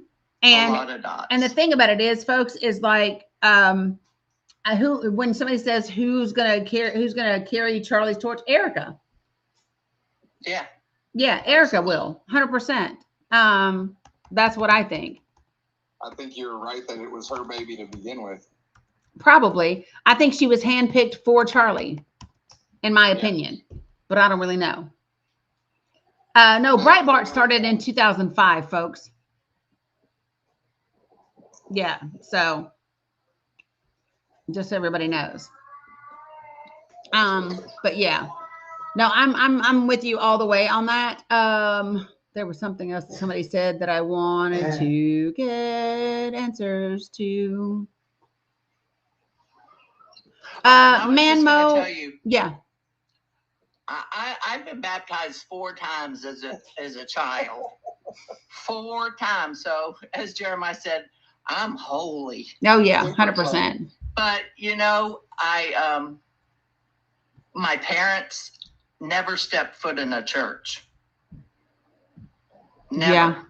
I was sent to church, but my parents never went to church. And after they divorced, neither one of them ever went to church. And yeah, I started figuring things out too at a young age that made me question. And I came to your conclusion that God is love, and love is the only way to live. And that's all I have to say. Well, I appreciate you. Love you too, girl. Appreciate you. So listen, for folks who are asking, I think it's way too early to be talking about 2028, no matter who it is. To be quite frank, there's way too much that can happen in between now and then. Can we just get to the damn midterms? Because we need Congress. And when I say we, I am referring to progressives and liberals. That's what I'm talking about. However, whatever form that comes in, progressives, 100%. That's the only way that I can say it. And if the Democratic Party is smart, they will get behind those individuals, right? Yeah, I'm just saying, if they're smart, they will get behind the individuals that can bring those things to fruition. Jeremy takes the House. You're running for Congress. Where at, Jeremy? Alabama, Congressional District 5. Well, let me know if you ever want to come out and talk to folks. Yep, Virginia election is in 6 weeks. The Virginia special elections just had a Fairfax win. Yolanda, here's what I will say. I will say two things. Am I a liberal? Define liberal for me.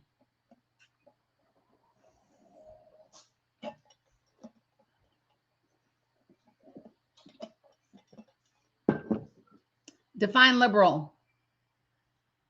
Whenever people ask me if I am something, no matter what it is, I always want them to define the thing that they're asking, because words mean different things to different people. And so it's always important. So words, remember how y'all hear me say this all the time, right? Words are important. And words have no meaning without context, right? And you have to make sure that when you're using words, you are using the same definitions as people. And the problem is that we use words all the time, believing that we all agree on the definition of those words, and we don't. A perfect example of this, right? Words will always mean different things to different people, Michael, because different people are different. Like, to say that is just crazy. Let me give you an example, Michael, of how crazy what you just said sounds. Okay. So let's just say Jeremiah and I are on a phone call, and I say, oh, Jeremiah, I got a call. I'll call you back. I'll give you a call back soon. Right. So what is soon? Because soon for me might be whenever the fuck I get around to it. Soon for Jeremiah. Tomorrow. Yeah, soon for Jeremiah might mean whenever I get off the other phone call that I just got, right? But we say that all the time. We use words all the time. I'll call you back later. When is later? What is later? And it is this lack of clarity, right? That is what gives us miscommunication and disagreements. Often. Absolutely. Yeah, listen, do you want to know how I know that the word Christian means different things to different people?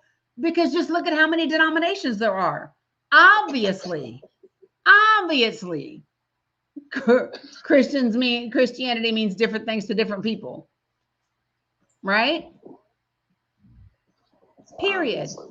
Right? And so it's just important for people to kind of understand that, right?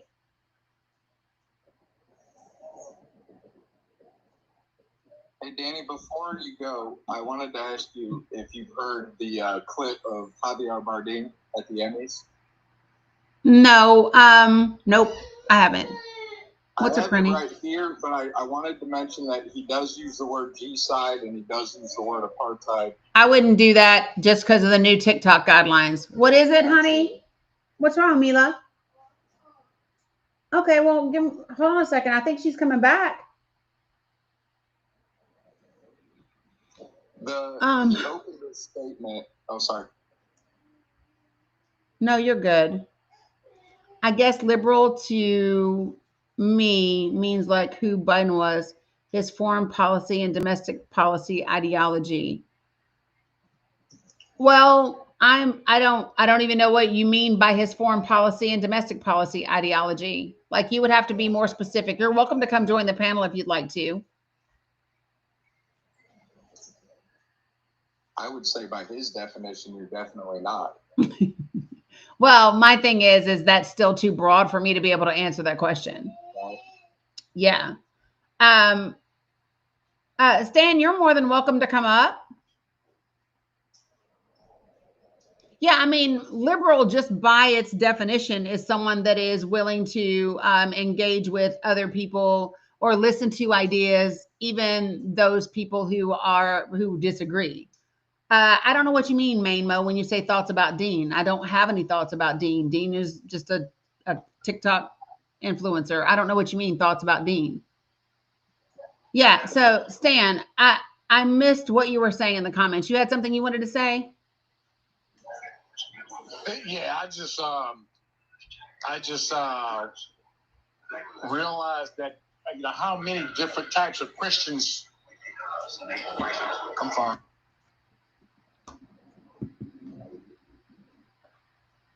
I don't know where Stan went.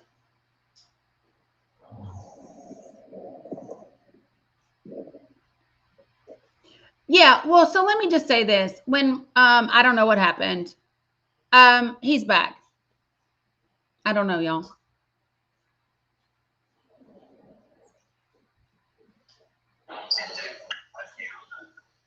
Yeah. Okay, what's up, Stan? I just, in light of all of the things that happened recently, I just realized just how many versions of Christianity there is in America, and it's a lot. And the belief systems are so different. To where I think it really does Christianity an injustice. Yeah, so that's pretty much all I can say. Gotcha. And I think you made one other comment before that one. I can't. About liberalism. I think I see a lot of people from the right. Oh. They think that if you're a liberal, that you're okay with men playing sports against women. I don't think that. Or with trans people going into bathrooms with children, or that school-age children should be able to get sex-affirming care. And nothing can be further from the truth. Well, so let me just say this. So, Stan, children don't get sex-affirming care. People. They don't know. Hold on a second, Stan. People across the board get gender-affirming care. And people that get gender-affirming care get it for a variety of reasons, right? So I will give you an example.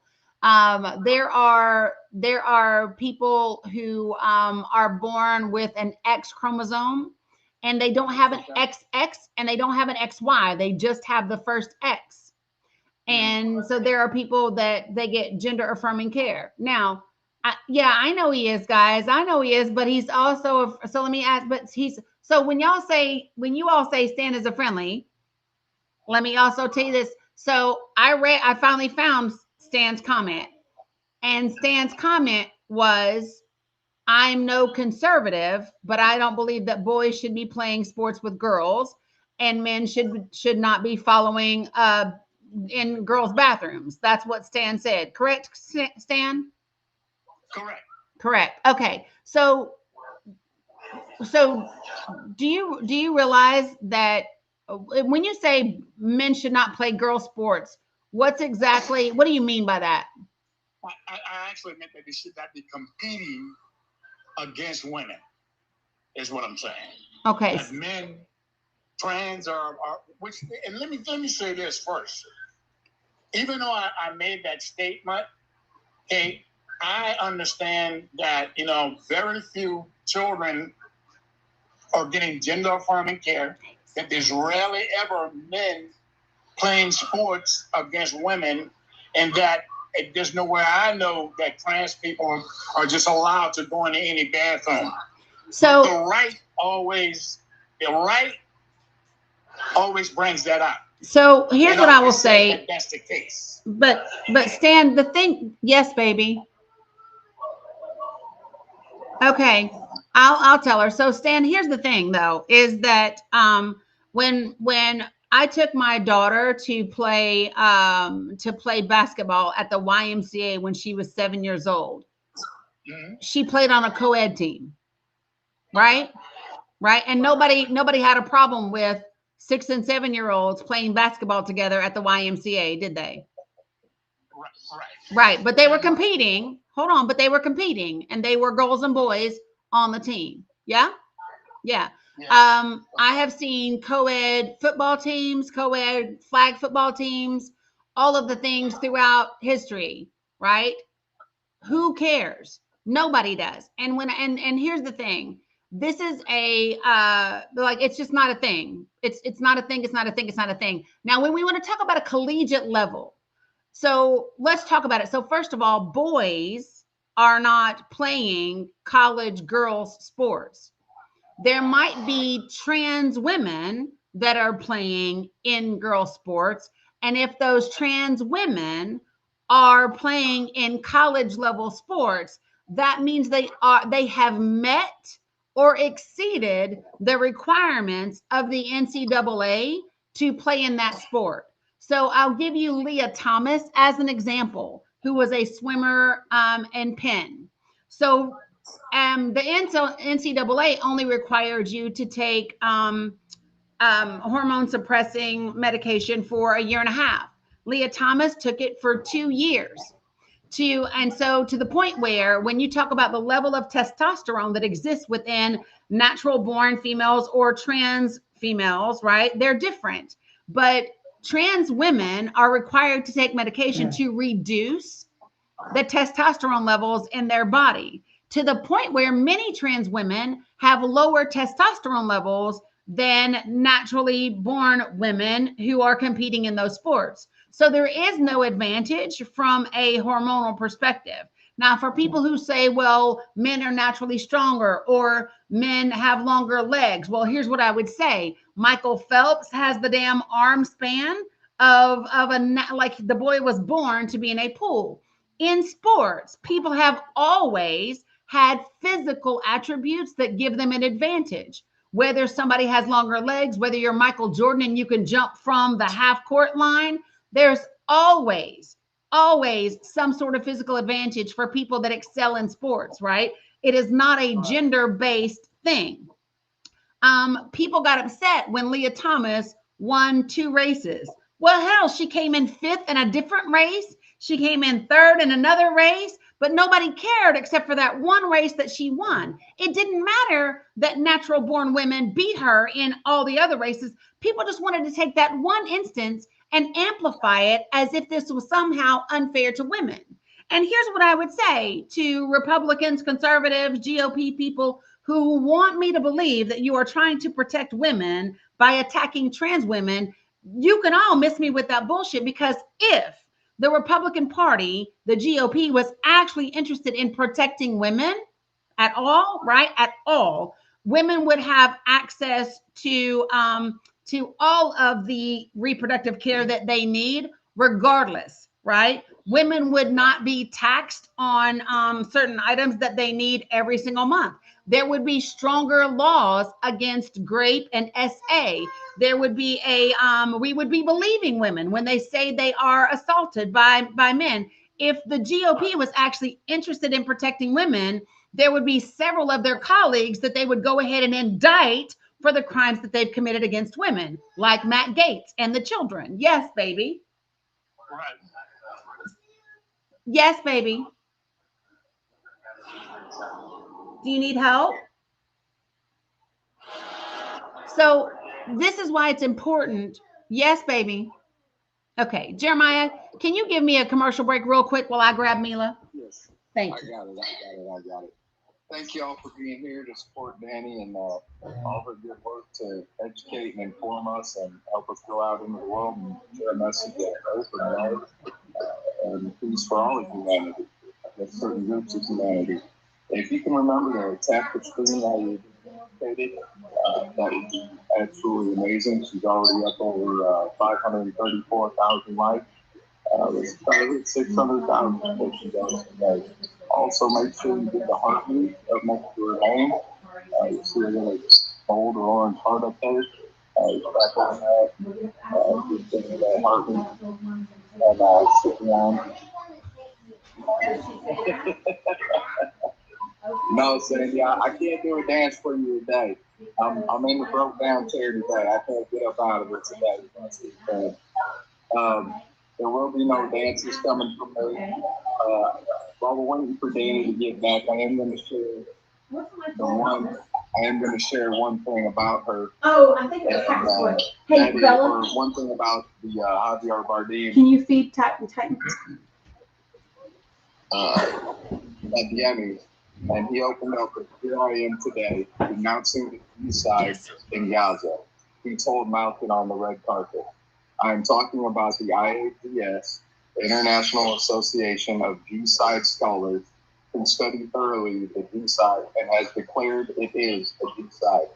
That's why we ask for commercial and diplomatic blockade and also sanctions on Israel to stop the genocide. Free Palestine." 100% free Palestine. So to the person in my comments, somebody asked me, yeah, baby, I just asked you to feed Titan. Somebody on my timeline had said something about funding Israel. So I am not for continuing to fund Israel. I am for a free as fuck Palestine. Okay, if I could say it that way, that is what I am for. I am for arresting Benjamin Netanyahu for the war crimes that he has committed. That's what I am for, unequivocally, without question. That's what I support, period. Hard stop right there. Yeah, so Stan, the reason why I think it's important for us to talk about people thinking that it's okay for boys to play in sports, it's important to just, number one, call that for what it is. It's an argument that isn't really based in fact. But in order to be a real ally, right? In order to be a real ally, you have to be able to take that argument on and be able to say, why not? Who cares? If they play in sports, who cares? What does it bother? There are rules and there are guidelines, and it's been this way forever. Like we had Russian intersex and DSD individuals in the Olympics back in the 1930s. Like, I think for people need to understand. You're on mute, I think. I can't hear you.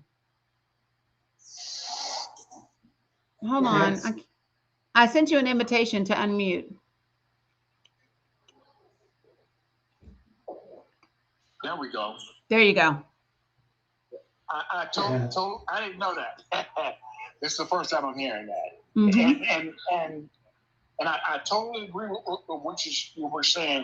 And in particularly, as far as children are concerned, but my point was that once you get to let's say a collegiate level, professional sports, and in the Olympics, and note I didn't say trans.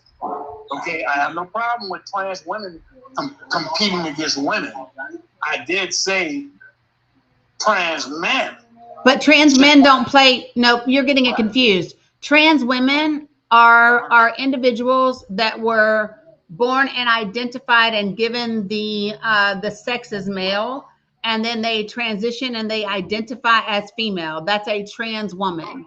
Okay, so I got it backwards. Yeah, you did. Yeah. Hey, what's up, Rima? So it's trans women. And this is my thing. I don't understand why anybody has a problem with who competes in sports. Quite frankly, I think the problems that we should be focused on are, why do we have homeless children in this country? Why don't we have free lunch for kids in school? Why don't we have access to health care and prescriptions? Arguing about these things keep us from being focused on the subjects that actually matter.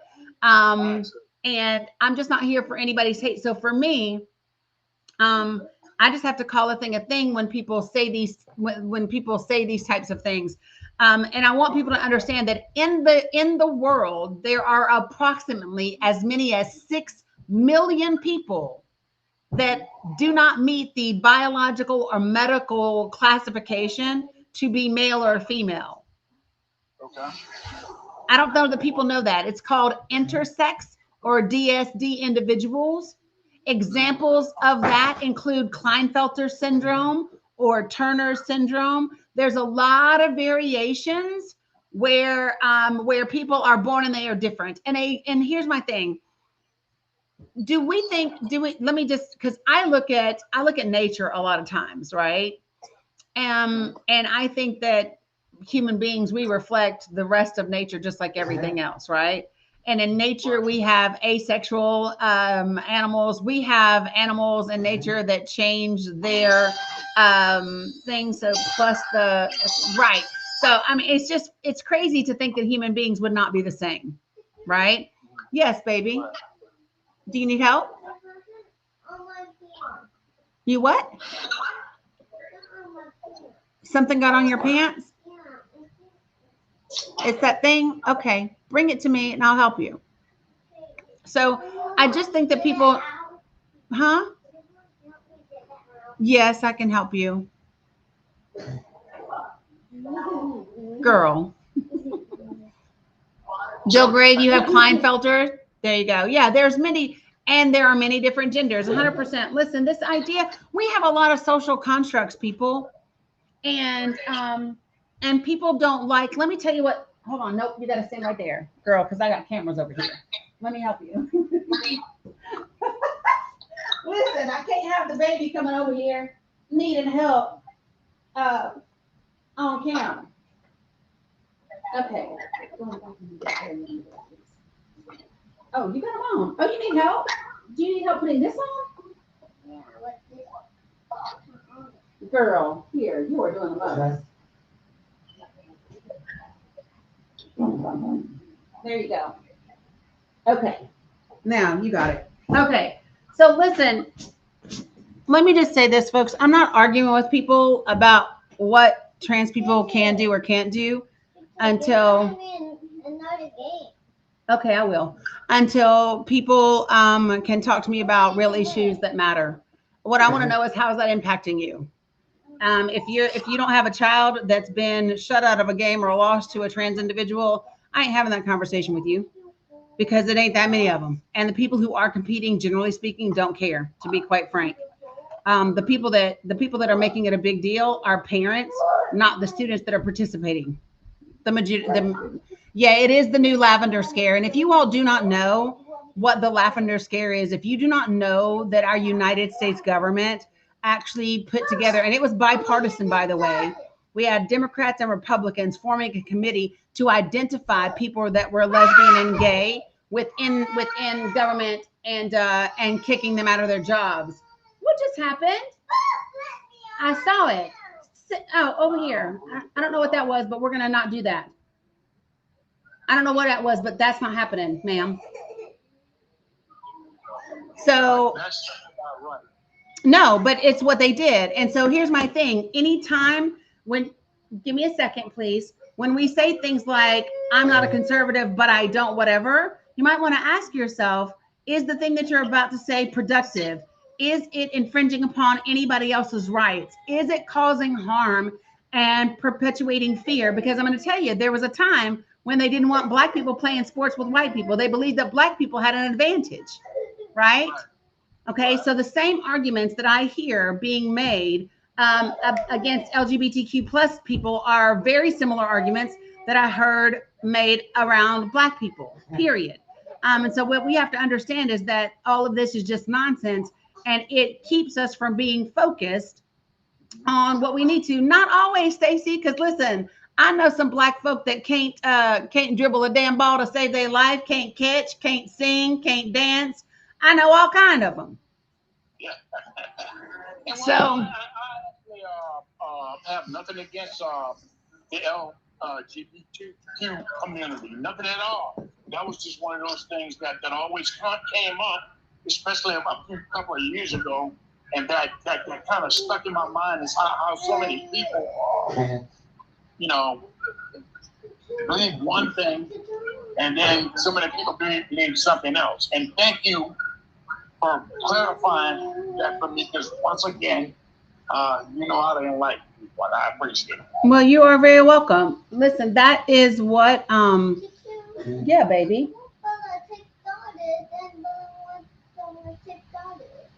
Okay. Well, hold on a second, okay? I think y'all have had a hard Monday. Okay. Yeah, listen. But this is part of what we have to do. So, do you see how the conversation happened with me and Stan? And rather than me being nasty or being whatever or argumentative or any of that, it was just, hey, do we understand how this works and what this looks like? And did you know this? And are you aware of that?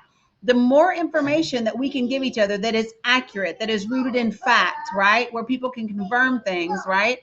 Then we're able to create understanding. Exactly. And when we have understanding, we can grow. We can come together and kind of move things forward. And that is what it's going to take. And folks, we have to be about the business of doing this every single day, especially between now and the midterms. The other thing that I would offer is that people need to be open to listen the same way that Stan was. Now, here's the thing, right? If I had come off like, round, he might not have been open to listen, right? So it requires two people. Yeah, the Lavender Scare is a documentary that is much worth watching and listening. There are documents in my link tree about the Lavender Scare. There are congressional documents that talk about the committees that were formed and the way that they targeted federal employees and outed them for being members of the LGBT community, LGBTQ community. And it's crazy that our government participated, but they did, and people supported it. And I think that people really need to understand where we are.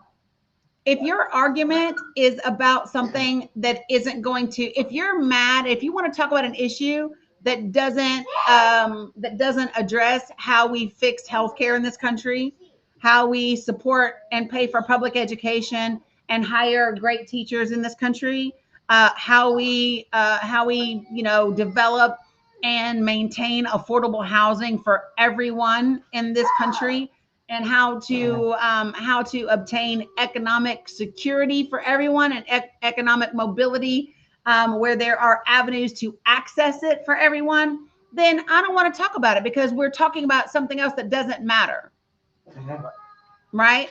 And I have one solution for everything that you're speaking about, and that's equal taxes. It all comes down to the wealthiest and these huge corporations coming off the government tent with this corporate welfare and all these tax breaks for people who don't need it. Yeah. Well, I will tell you this. One of the first things.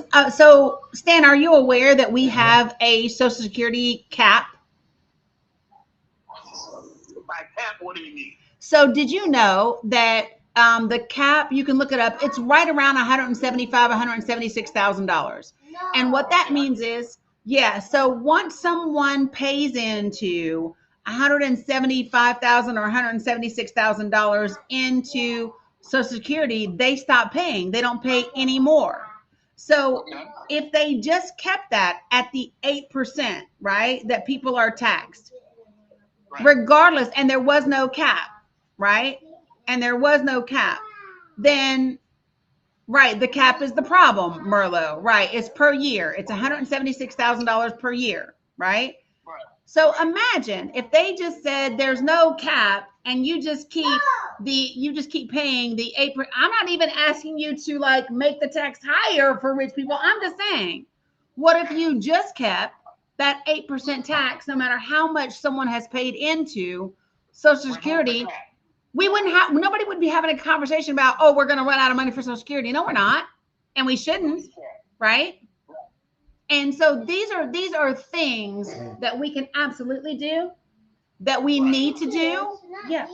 Yeah, I know. I couldn't find it. Go back to your video. I couldn't find it.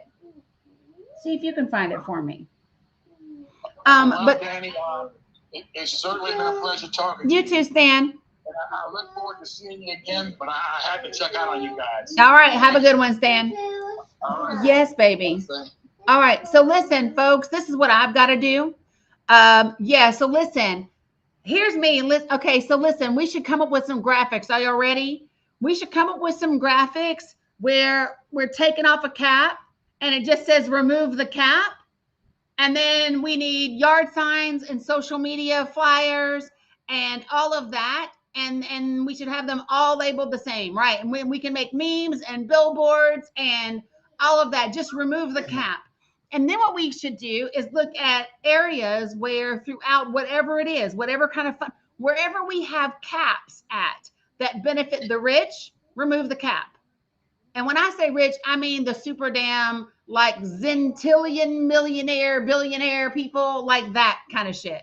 Even if we just have different cartoons, remove the cap. Like with people doing something really wow, but that would be, and it's, listen to how catchy that is. It's just remove the cap. Everybody could get it. Everybody gets that. Remove the cap. Everybody's going to remember it too. And then you just, I mean, and the graphic, just remove the cap.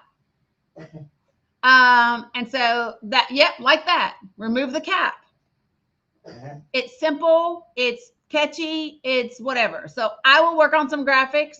If anybody else in here is talented with graphics, get at it and let's put them together in the Discord, and then let's see about sharing them. Got it? Easy graphics, remove the cap. Now listen, I have grandchildren that I have to get to physical therapy. Dominic needs physical, he's going to physical therapy, and so is Bella. I don't fuck with Chat GPT. I can't do it. I can't do it. Let me just tell, I can't. AI is, do you want to know how I know I don't need to be fucking with AI?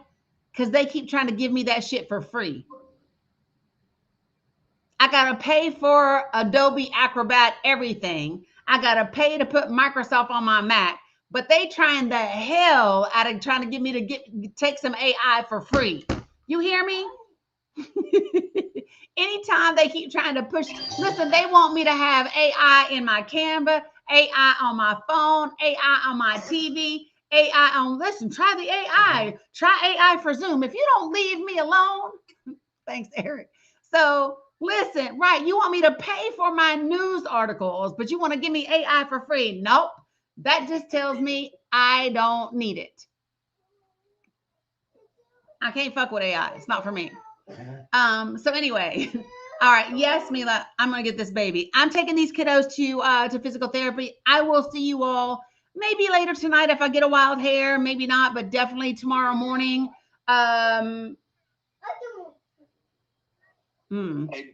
Yes, yes. Danny, at 4 p.m. Central Standard Time, I'll be continuing to read the list of the national high-velocity lead violence victims. Okay, got it. That is going to be 5 p.m. Eastern Standard Time. So that will be Luna's dad if you guys want to check it out. All right, appreciate you guys. Love you very much. And I will see you all later. I got to get them to physical therapy. Okay. Okay.